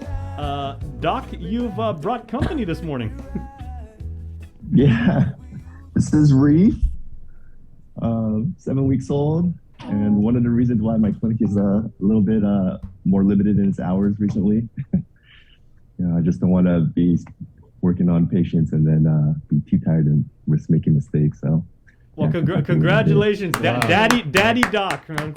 Thanks. Oh, thanks. I don't know if you see in my eyes, but yeah, I think I aged another decade or so. well, before we get into the interview and everything, how's fatherhood been for you so far? Because of course, you're a pediatrician, so you've made this your life's work, and now you're directly involved. How's the baby? It's so fun and rewarding. All I want to do is like stay home and hang out with them. Like, so on my days off, like, you think you can get some stuff done at home, but it's like instead you're just like staring at him like all day. And yeah, I wish I could just do that, and I wish I could just take like time completely off. But with the cases rising, it's just didn't feel right to abandon my patients like that. So, so yeah. But overall, I mean, it's great. The one benefit of being a pediatrician, I guess, is there's a few things where I'm like, if I didn't know anything about babies, that would have been a little bit weird, and I definitely would have asked somebody. But those are the little small benefits. But parenting, it's the sleep deprivation and the constant attention. It's a different beast, right? I'm sure all parents can understand now. Yeah. Congratulations, man. Yeah, way to go, Doc. Thanks, guys. And let's just get into it then. You talked about the rising cases. What are you seeing at the clinic level? So I'm definitely seeing more kids coming in positive, and still the fact, at least in my clinic, remains that most of the kids almost all the kids that turn positive in my clinic, they look really, really well. That being said, there is a selection bias, right? If they're feeling really sick, they're not going to come to the clinic. They're probably going to go to the hospital. But overall, the kids that I see are positive, look really, really well. The kids that look a little bit sicker actually tend to test negative, which makes me think that's probably some other virus that's going on. And almost always when I get the history, when I get a story that one of the parents, whether they got vaccinated or not, if one of the parents got sick first and then the kids got sick, I almost always say we should test, and it's almost always positive. Versus when they're like, oh, one of my kids got sick, and the other kid got sick, and then, oh, doc, now we got it. That I haven't seen a positive case from that. Not to say it can't happen; it can, of course, happen, but it just hasn't been as common as not in my clinic. And when you say kids that are testing positive, we're talking about the children that are below the age of eligibility. Is that generally the ones there were school daycare age, and not even school age kids is what I'm seeing now. I'm pretty sure there are a couple school age, but the older kids I haven't been seeing as much. But I don't know if their symptoms have been mild enough that they haven't need to come in, or their parents weren't suspecting it. But the ones I've been seeing positive have been on the younger side for sure. Do you know anything about the pediatric admission over at the hospital? I just got off the peds department meeting, and I wasn't involved in their care, but I heard that there are 2 confirmed cases of MIS-C. I don't know much besides that. It seems like they're doing pretty okay, and the age range is around like 10-ish. So I don't know much more about that. MIS-C, as you know, is something that's kind of come up a little bit more in the news now that more and more kids are getting infected with COVID. We first, scientists or doctors in the UK first noticed this back in April 2020. And it seemed to be like a really rare thing that looked a lot like another condition called Kawasaki's disease. And Kawasaki's disease, we think, can have a viral trigger. And there's a lot of overlap with how Kawasaki's and MIS-C present, meaning they'll have like some high fevers. Kawasaki's disease we wanted for like 5 days or longer, but MIS-C it could be 3 days or even 1 day. And then there's like multiple organ involvement. So you can have lip swelling, pink eye. One thing with MIS-C that we're seeing is that kids are having vomiting, diarrhea, or abdominal pain, which we tend not to see as much with Kawasaki. And then the scary part is, it can cause low blood pressures and decreased perfusion to the organ. So, it can affect the heart, it can affect the kidneys, it can affect the lungs. There is a treatment for it, but I've heard that because cases in MIS-C and probably other things are rising overall across the country, IVIG, which is the treatment for it, is on very, very short supply. And I think, that's obviously very concerning. Let's see what else. The incidence rate for it in different studies, I read one that was based out of the East Coast. There's another one, I think, based out of Texas. Seems to say about 320-ish cases per million COVID children cases, right? So if you scale that down to our population, we have about 40,000 kids, 14 and under. So that'll come out to about, 10 to 12 if every single kid had, caught COVID. Obviously, we're not thinking every single kid is going to catch COVID. So my guess is we're going to have at least a handful, although it's very possible that the initial incidence rate was underreported, as people, weren't really sure what they were looking for. There's been a public health advisory that's been put out. The pediatricians, we talked about it just in our department, but one thing, if any family medicine doctors are looking at or listening that are seeing kids, is to just have a really high suspicion. One of the pediatric hospitals said one child came in and then looked pretty okay, and then another kid, they came in about 10 days after symptoms started, and they looked much sicker. Although both are still doing okay right now. And typical age range is going to be about 8 years old, from what I've been looking in the literature. And it seems to happen about 4 weeks after a COVID infection. So there's some very pretty strict criteria. One does have to be that they do have a history of a positive COVID test. There can be no other plausible explanation. So, if they have like other things that might have caused it, then that's, you probably can't call it MIS-C, even if COVID might have played a role into it. We're seeing that compared to Kawasaki's, the age range is a little bit higher. Although when you look at the broad range of it, younger kids under 5 seem to be a little bit more susceptible to it, although the mortality rate seems to be about 2%, and that seems to be more skewed toward the older kids, like 17 and up. And I haven't really looked into the MIS-A, which is for adults, multi-system inflammatory syndrome for adults, but that seems to be an area of study that people are starting to look into. So you guys might hear more about that from another physician. Doc, you said that the shortage and backup of treatments for this condition is alarming. So how concerned should we be about being able to respond to this now that public health has put out this advisory?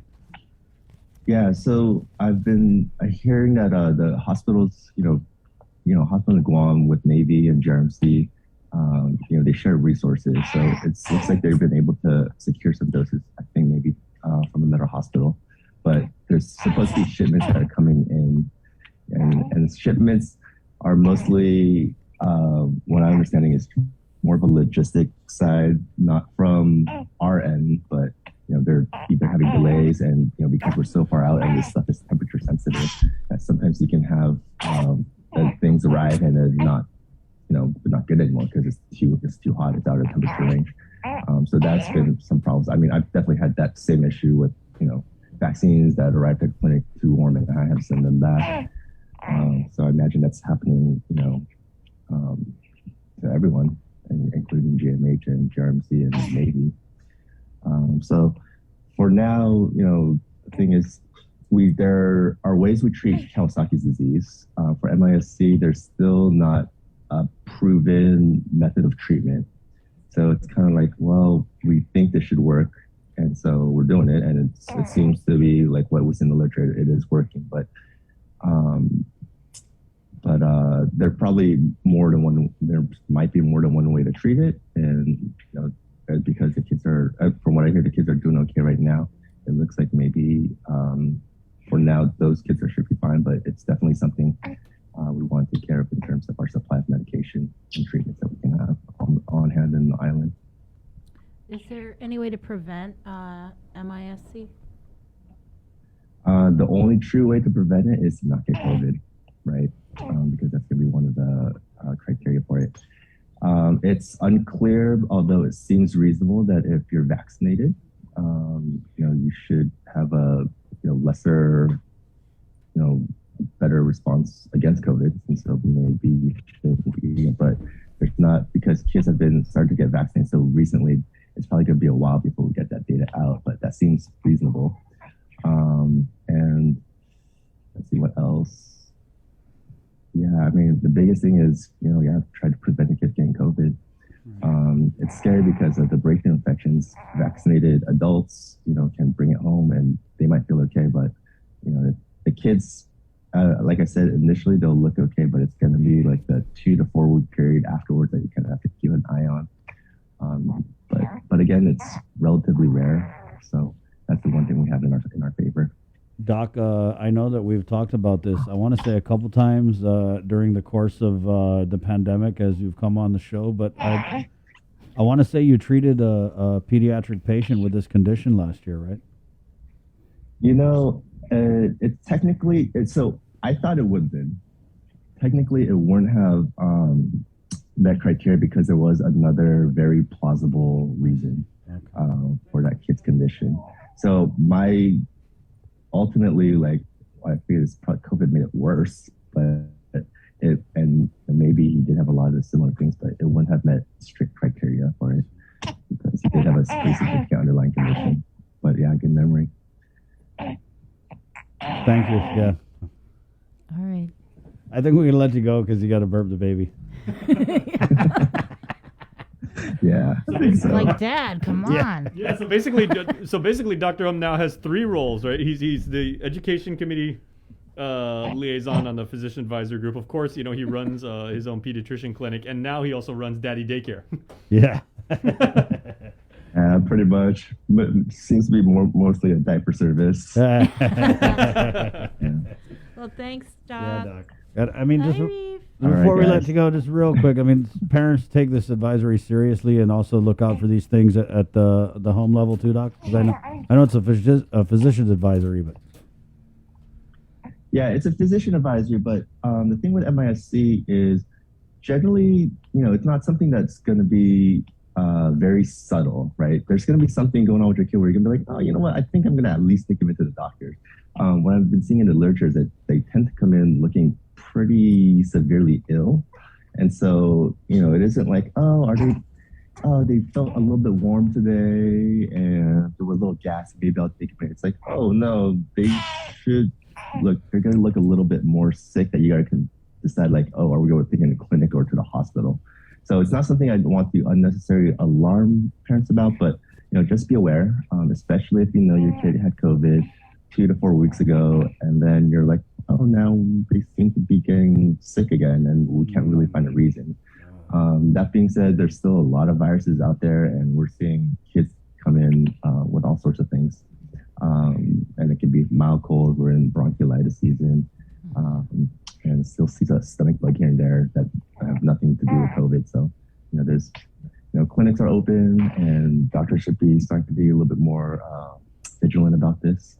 And again, we're going to make sure we can try to identify them early and get them the attention and care that they need. Right on. Thank you, Doc. Thanks, Doc. All right, guys. All right. Hey, congrats Take again. care. Let us know if you need a sitter. Bree's totally available. All right. Thanks so much, guys. All right, take care. I see Bree just like eyeing the baby. Oh, yeah, I would. Bree was laughing through that whole interview. I mean, Yeah. obviously a very serious topic, but Yeah. And normally background noise and everything like that, we'll try and control it. But that's awesome. Yeah. Let me tell you, I got the hold though. All my kids, I got that hold down. That hold them. He's a pro. You need any tips, advice? Yeah, I'll send you some videos, Doc. Oh, great. Hey, it's 9:20 Thursday, October 14th. Okay, let's. You guys hungry? Man, I am so hungry, guys. Oh my God. We'll see you, Dr. Thank you so much for your time. B. Morales comments in here. I remember that fight with Manny Chong and Steve Roberto. The crowd was throwing bottles into the ring, and Chris being upset at them. Yeah, that was the first time I actually got like hard and the crowd control at PXC. I remember that. Yeah, it was crazy. B. Morales. Would you say that was the most hyped fight up to like that At point? that point, that was huge. Oh yeah, totally. Because at the time, the context of it, it's like you had Steve Roberto, who was like jujitsu, right, which is the grappling. Complete technician, like Right. a master of it. Yeah. And then you had Manny Chong, which was just the sweet science of boxing, and that's kind of like what UFC, where you have karate versus this, or so it had that whole like tone of a classic style matchup, right? It was awesome. She also comments, did you guys talk about Social Security office yet? Yes, we did. 9:21. We're going to take a quick break, and we're coming back with your chance to win pizza as part of our Pepsi Ultimate Pizza Trivia Challenge. Next, right here on the link. Good morning. Celebrate National Pizza Month with the Pepsi Ultimate Pizza Trivia Challenge. All you have to do is listen to the link during the month of October, and when prompted, call 671-637-0094 with the answer to the Pepsi Ultimate Pizza Trivia Challenge. Winner will receive a gift certificate from our participating pizza parlors and a 12-pack of Pepsi, brought to you locally by Pepsi. Uno Mixed. We're mixing it up on the last Thursday of every month with a look at lifestyle, entertainment, food, and so much more on the stations, networks, and digital platforms of KUAM Communications. Uno Mixed is presented to you by Docomo Pacific, Better Together, and Pepsi. KUAM's multi-platform morning show, The Link, just got a little more delicious with Feed Me Fridays. Chris, Sabrina, Jason, and the rest of the morning crew will take some time off each Friday to talk, taste, and tempt you with all the latest and greatest food and drinks on Guam. Old faves, new hits, and everything else we can put in our bellies. It's Feed Me Fridays on The Link, brought to you by King's Restaurants, Ruby Tuesday Guam, and Devondale. The KUAM Podcast Network is back and on demand, featuring a great variety of podcasts from our island and region, including culture, lifestyle, awareness, crime, politics, commentary, comedy, and entertainment. Available on most streaming platforms. The KUAM Podcast Network. Subscribe and listen now.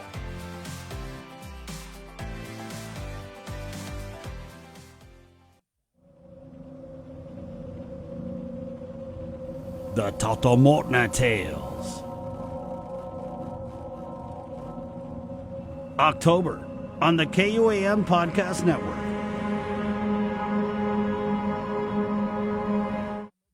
The Culture Club returns to KUAM Digital and KUAM News Weekend Edition, highlighting Guam's young artists, activists, and crafters as they work to protect, preserve, and promote our Chamorro culture. Watch this weekly feature on the digital platforms of KUAM News Weekend Edition, brought to you by Hanum.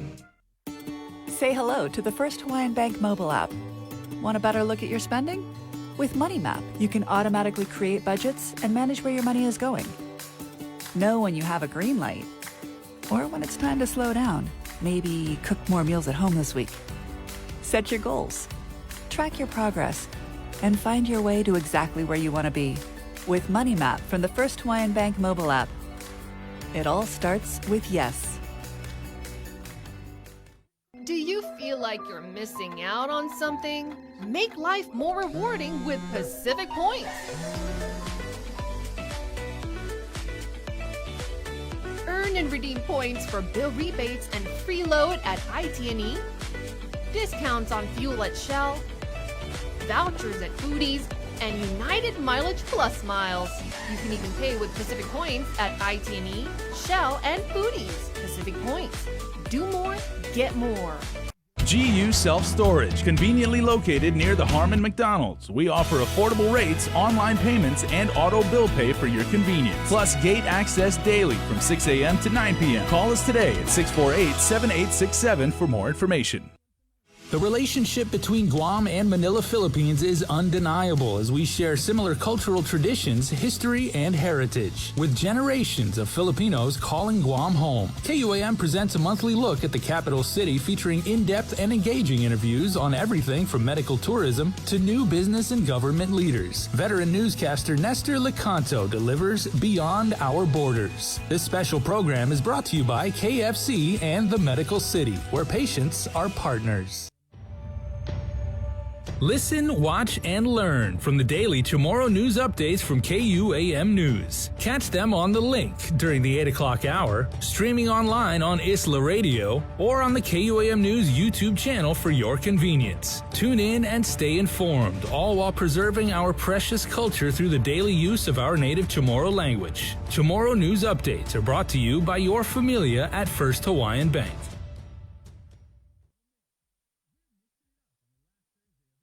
See what's on TV tonight with schedules, network news and notes, local promotions and giveaways on KUAM Communications social media pages. Like and follow us on Facebook or Instagram now for all the latest and never miss out. Here on Breeze 93.9 FM.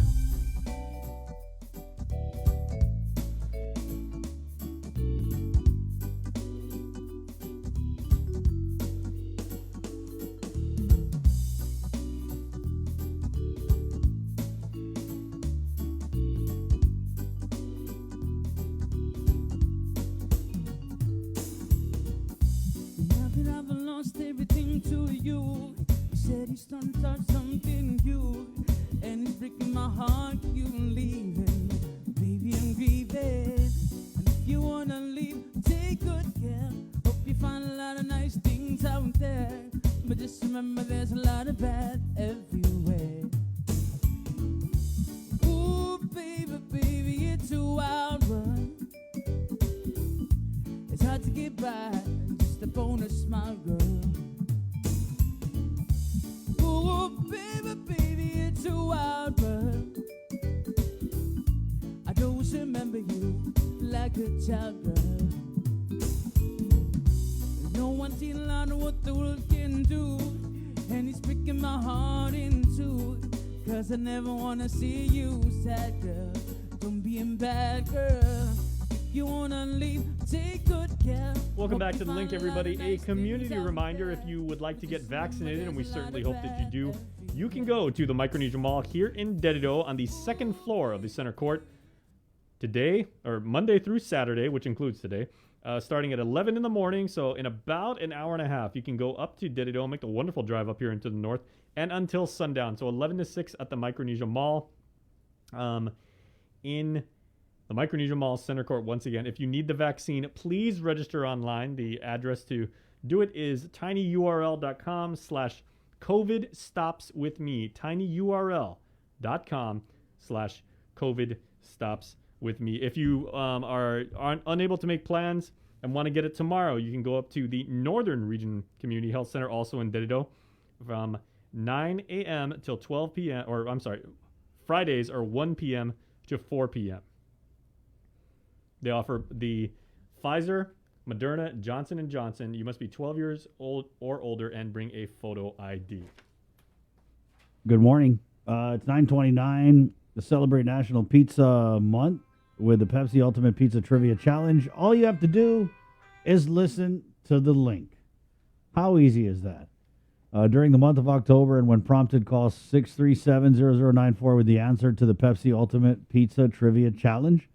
Winners will receive a gift certificate from our participating pizza parlors, which are CPK, Pyology, Pizza Hut, Capricciosa, Papa John's, Sbarro's, Little Caesars, Vitali's. Is that what the cool kids say these days? And Crust, okay. So thank you guys, and we're ready now. The question, this is great. Where are my geeks at, Jay?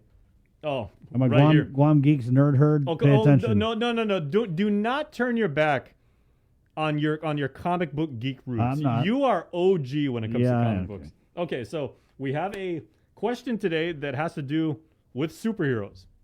All right. Now, I know former KUM reporter Peter Santos is like chomping at the bit to answer this one because he's really hardcore. So our question right now is, what group of comic book and big screen superheroes are known for their love of pizza? A, the Avengers. Avengers Assemble. B, Teenage Mutant Ninja Turtles. Cowabunga, dude. C, the Justice League. I'm not saying anything because All right. I'm not a You DC don't like guy. Justice League? I'm not a DC guy. Man, what? Use the lasso of truth on me. Yeah. Get the DC animated universe. It's really good. They have so many movies. They just came out with one called Injustice. They have a superhero who could talk to fish. What kind of power is that? That's an awesome. I would be like, here, Palaxi, come here, Palaxi, come here. Ha! I'm gonna eat you. It's a great power. Okay, where were we, Jay? Thanks. Okay, so A, Avengers, B, Wow. Teenage Mutant Ninja Turtles, C, Justice League, or D, X-Men. And we're gonna give you guys a gift certificate from our friends at Papa John's. You're gonna wash it all down with a 12-pack of Pepsi. So let's head over to the phones right now. The link. Good morning. Who's this? Hi, it's Michelle. Hi, Michelle. How you doing today? I'm doing good. Are you hungry? Of course you are. Right on. Well, we have for you a 12-pack of Pepsi and a gift certificate from Papa John's for our Pepsi Ultimate Pizza Trivia Challenge. But first, you got to answer the question correctly. What group of comic book and big screen superheroes are known for their love of pizza? A, the Avengers. B, the Teenage Mutant Ninja Turtles. C, the Justice League. Ninja Turtles. Say again? The Ninja Turtles. Teenage Mutant Ninja Turtles, Mom. Yeah. It sounds like we have some disagreement in the family. You guys sure about that? You Yeah. guys sure about your final answer? Wait, who's going to answer, you or your mom? Huh? Are you going to answer or your mom? I will. Okay. My mom is just here for visiting Oh, she's visiting. Nice. Where from? from Texas. Wow. Oh, hi, Mom. Hey, Mom. Welcome home. All right. Well, it looks like you're going to take her to go get a Papa John's and a 12-pack of Pepsi if you get it right. And your answer again, ma'am? I'm sorry? Your answer again? Teenage Mutant Ninja Turtles? Teenage Mutant Ninja Turtles. Teenage Mutant Ninja Turtles. Right on. Yes, congratulations. Thank you. Right on, Michelle. I'm going to need you to hold on, Kay, and we're going to get your info, and you're going to go take your mom and eat Papa John's. All right. Thank you. Congratulations. Thank you. All right. And wash it all down with a great 12-pack of Pepsi. Thank you so much, Pepsi, for the Pepsi Ultimate Pizza Trivia Challenge. We're doing it all month long here on the link, and we're back with our friends at Pepsi next to talk a little bit about Refresh Guam. That is coming up right here on the link next. Good morning. Celebrate National Pizza Month with the Pepsi Ultimate Pizza Trivia Challenge. All you have to do is listen to the link during the month of October, and when prompt, call 671-637-0094 with the answer to the Pepsi Ultimate Pizza Trivia Challenge. Winner will receive a gift certificate from our participating pizza parlors and a 12-pack of Pepsi, brought to you locally by Pepsi.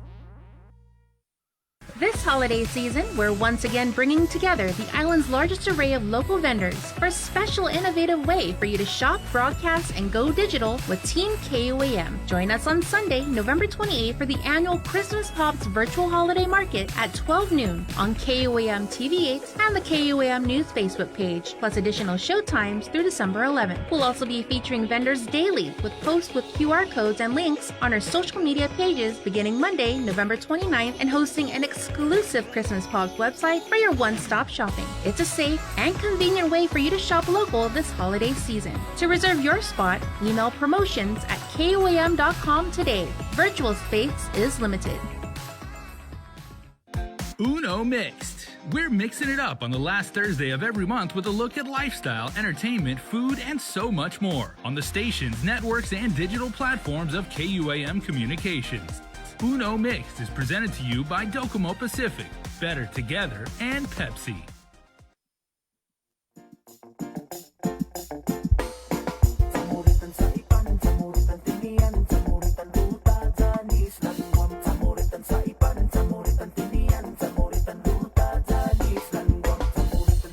All right, welcome back to The Link, everybody. We want to get right into really, really fun stuff. Now, we've been telling you all week, we've been saying, till we're blue in the face.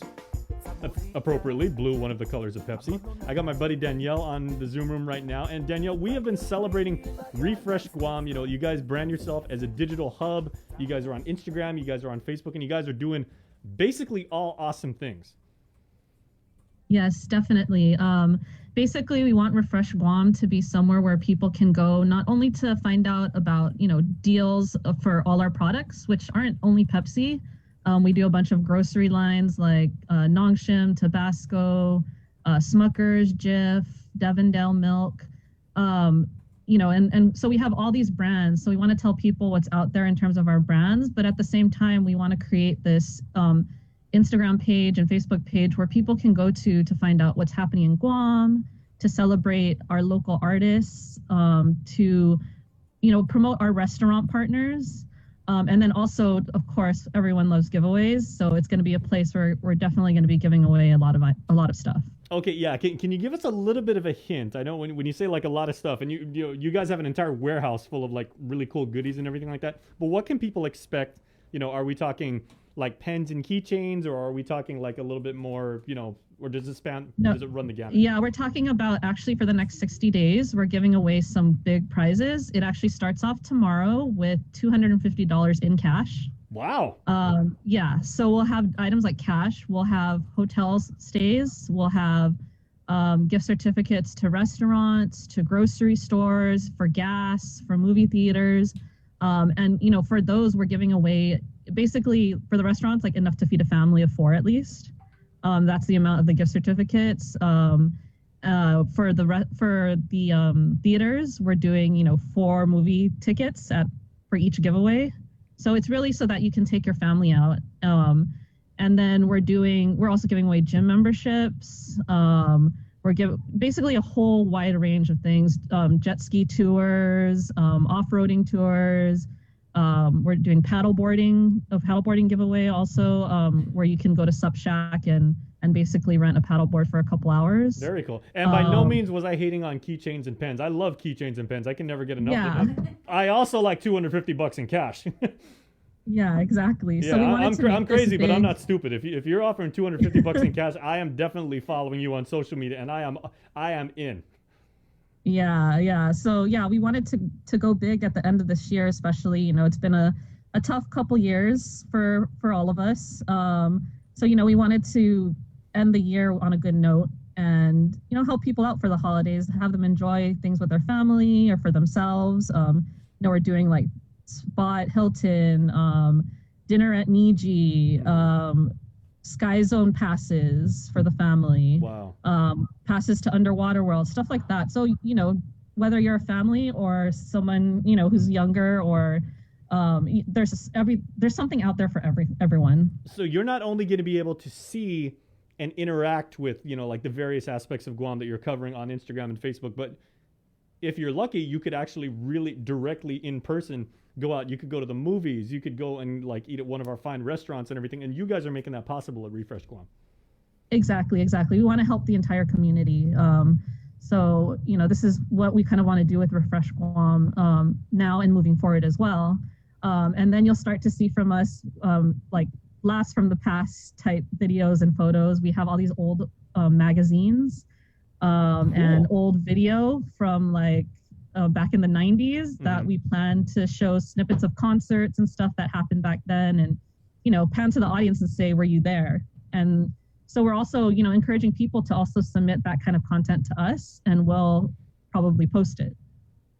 Very cool. So if I may take a page from your marketing savvy, because you guys are real pros and everything like that. Everyone's a winner when they go to Refresh Guam, because you can just go there and you can reflect again, and we got some of your posts up right now on screen, but you can, as you just said, you can take a look at the way Guam used to be and have these wonderful memories, or you may get kids that are away on going to college in the States, and they're just like, man, you brought me a taste of home, and that right. That goes like, that leaps off the page as far as value and emotional currency.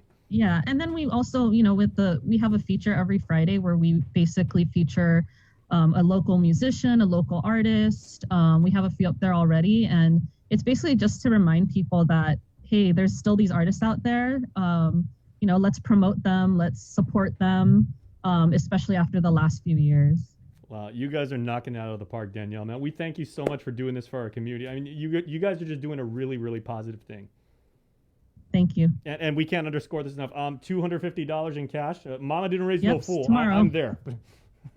Yeah, so I'll just say all you have to do is basically follow Refresh Guam on either Instagram or Facebook, and then like the post, tag 3 friends in the post, and you're automatically entered to win. It's that easy. All right, thanks so much. Let's catch up again real soon, because we want to hear how it's evolving, and we want to hear how the community's responding to it. Because real quick before I let you go though, you've said that the numbers have really been jumping since you've been telling people to follow you guys, right? Yeah, definitely. We've seen a big increase in the last month, just posting all that additional content, because we've been starting to ramp up that content. And then we've had a few giveaways here or there weekly, but definitely the next 60 days is the time to join, because every day we'll be giving away something. That's what it's all about. Danielle, thank you so much. Good to see you as always. Thank you for having me. All right. So make sure to check them out, everybody. Refresh Guam on Instagram and Facebook. All right, Chris. Thank you, Jason. Let's stay in the KUAM News Zoom room here. We're going to bring on Dr. Annette David this morning. And thank you for joining us, Doc. Good morning. Good morning. It's great to see all of you. I hope you're all doing well and staying safe. We definitely are. And Dr. David is the lead epidemiologist for State Epidemiological Outcomes Work Group, Doc.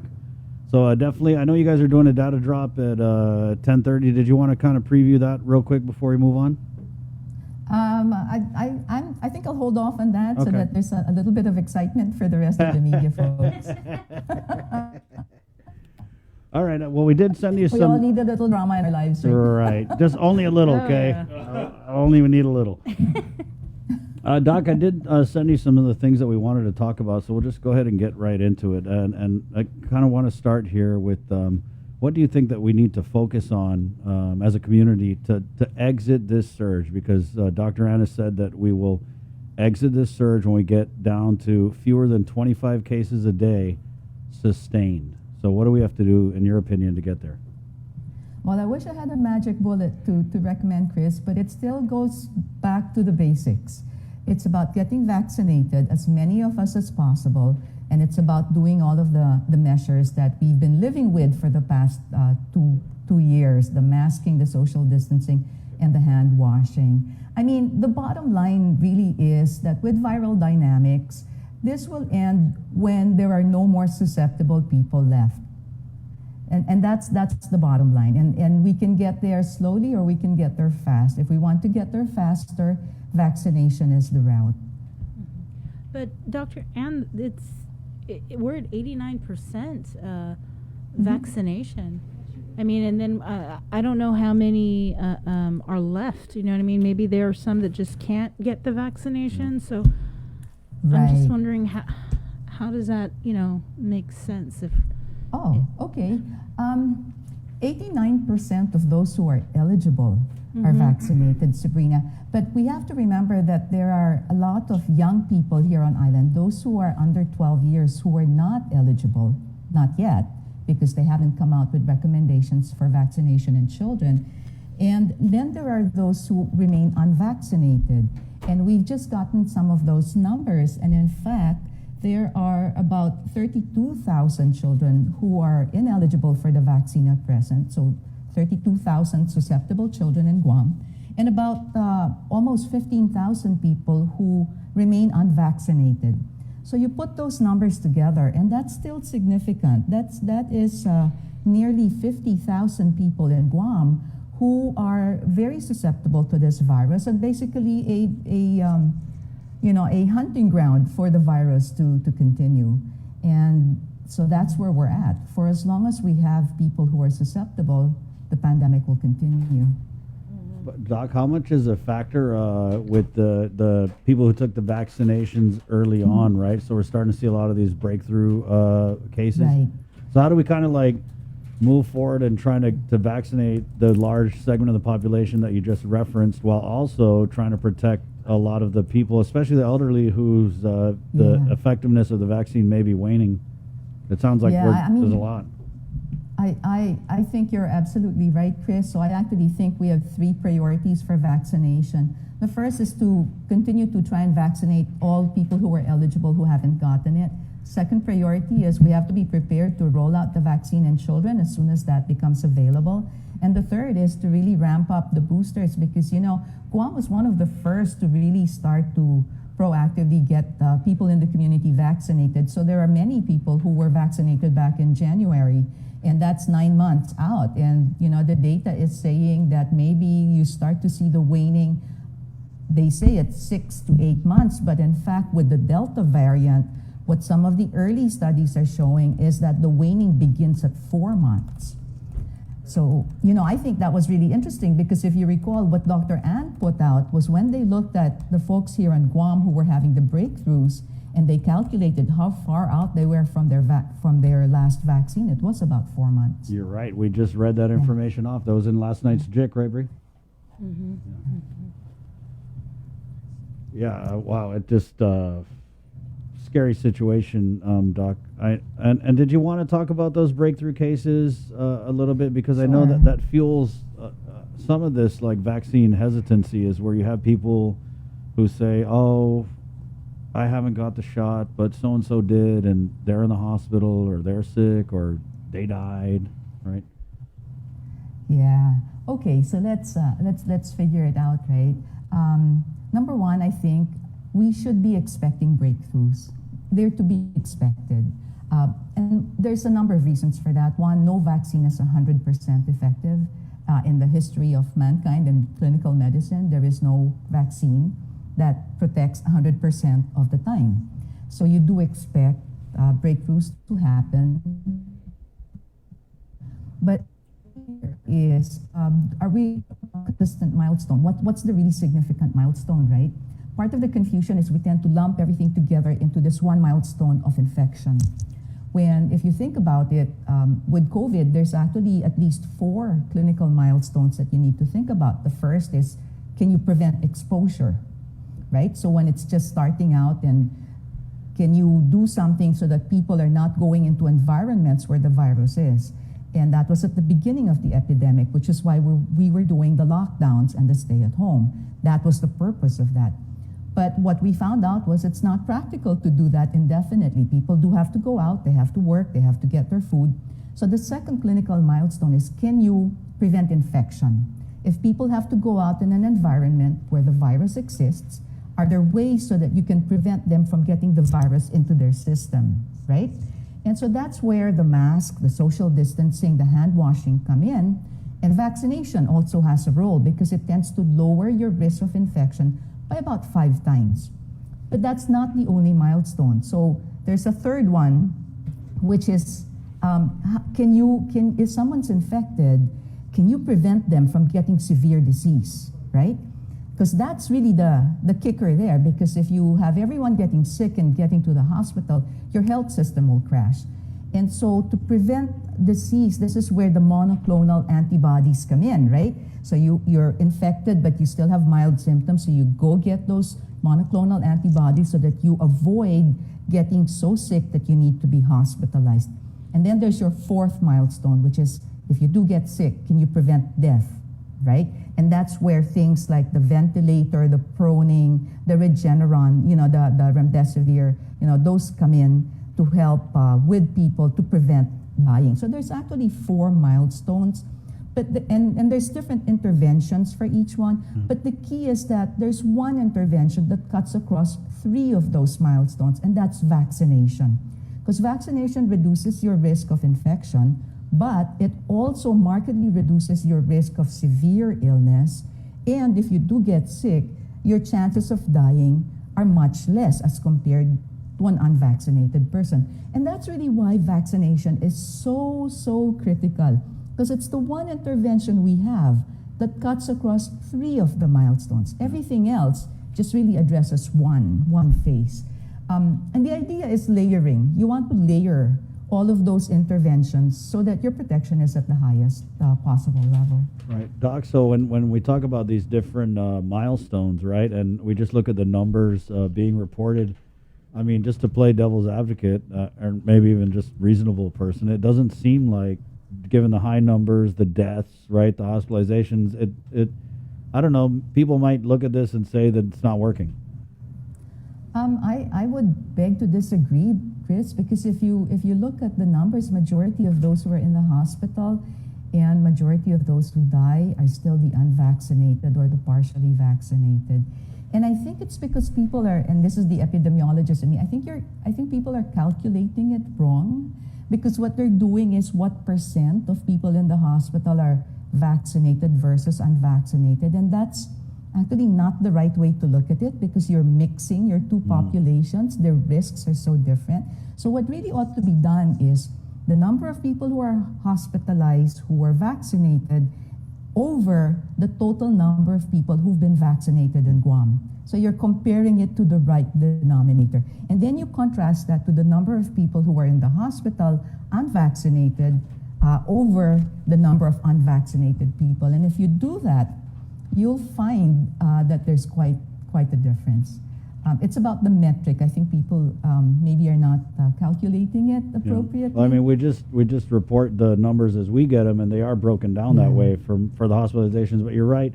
You can look at a Joint Information Center release, and it'll say, for example, 34 unvaccinated, 25 vaccinated, right? And you look at that, and you're like, oh my God, it's 25 people who are vaccinated. But when you consider it's 25 people out of the 80,000 or whatever that are vaccinated, and again, Bree just had read that, it's something like 2%, right? Exactly. It's actually over 121,000 people who are now vaccinated in Guam. My bad. Versus the 14,400 something who are not. So there's a huge difference in that denominator, and that's what you don't see in the JIC report. Right. So it's important to include the denominator in there. I'm just wondering, what do you tell people that say, I just don't want to get vaccinated, I just refuse to? What do you tell them to try and kind of convince them why this is important?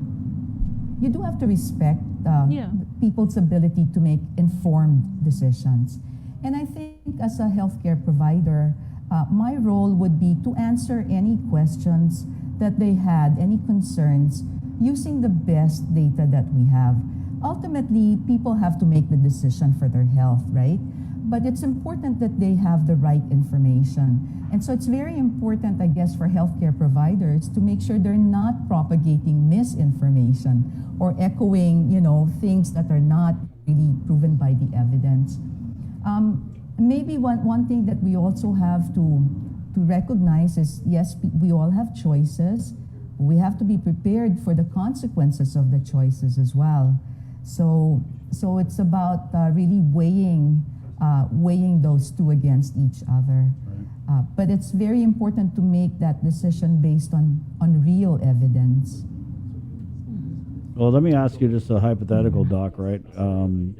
If, for example, let's say someone who is a very fit, younger person, right, great shape, and and you hear this a lot. They say, "Oh, I'm very healthy. I don't need to take the vaccine." Yada yada yada. Just give us like specifically in that instance. What would you say? What would you say to those people?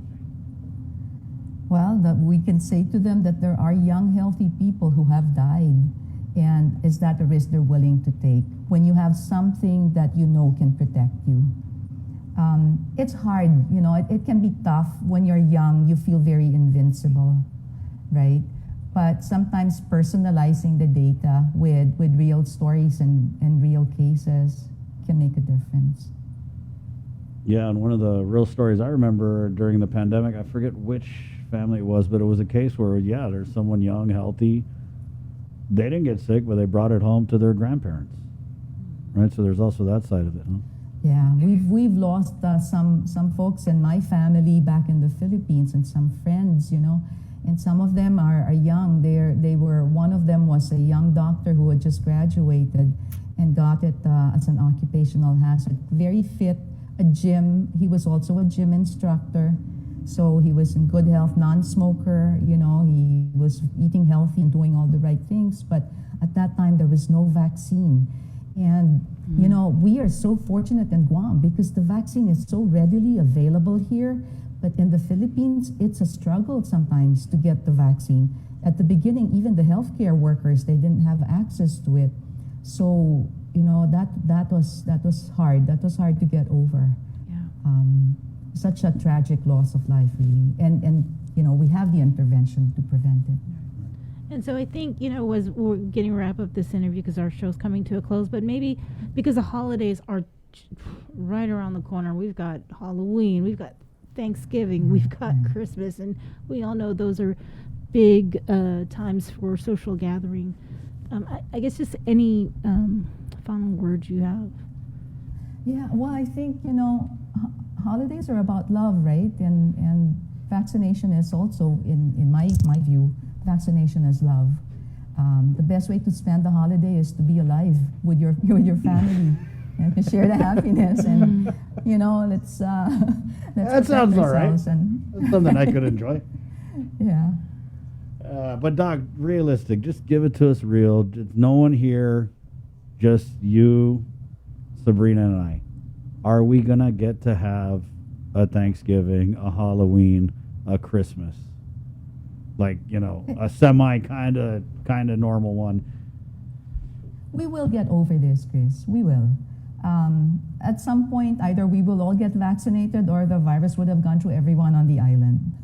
That's just viral dynamics. But we will get through it, and we have a choice. You know, do we want to get through this by Thanksgiving, or do we want it to continue to play out to 2023? And the pathway to freedom is vaccination. All right. Thank you so much, Doc.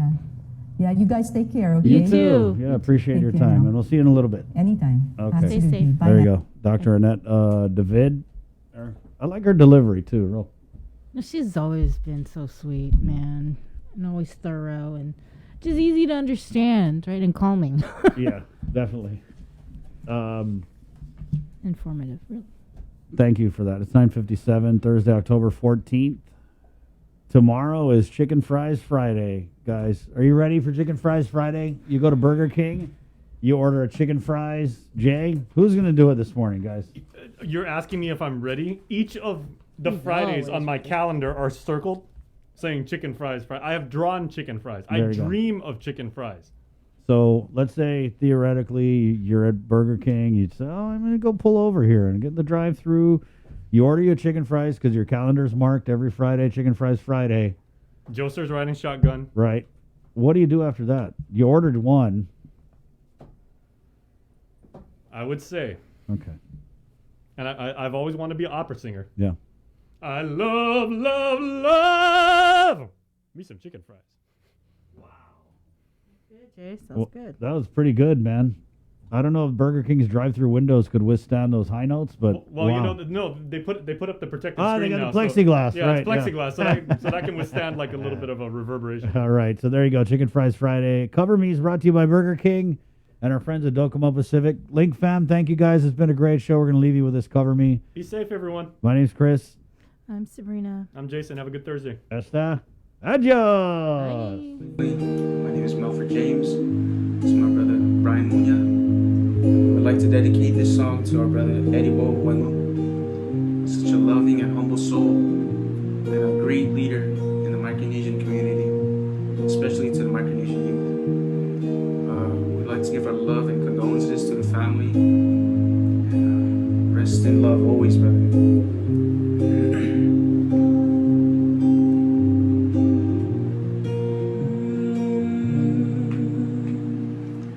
Home is where the heart is, my heart's own home.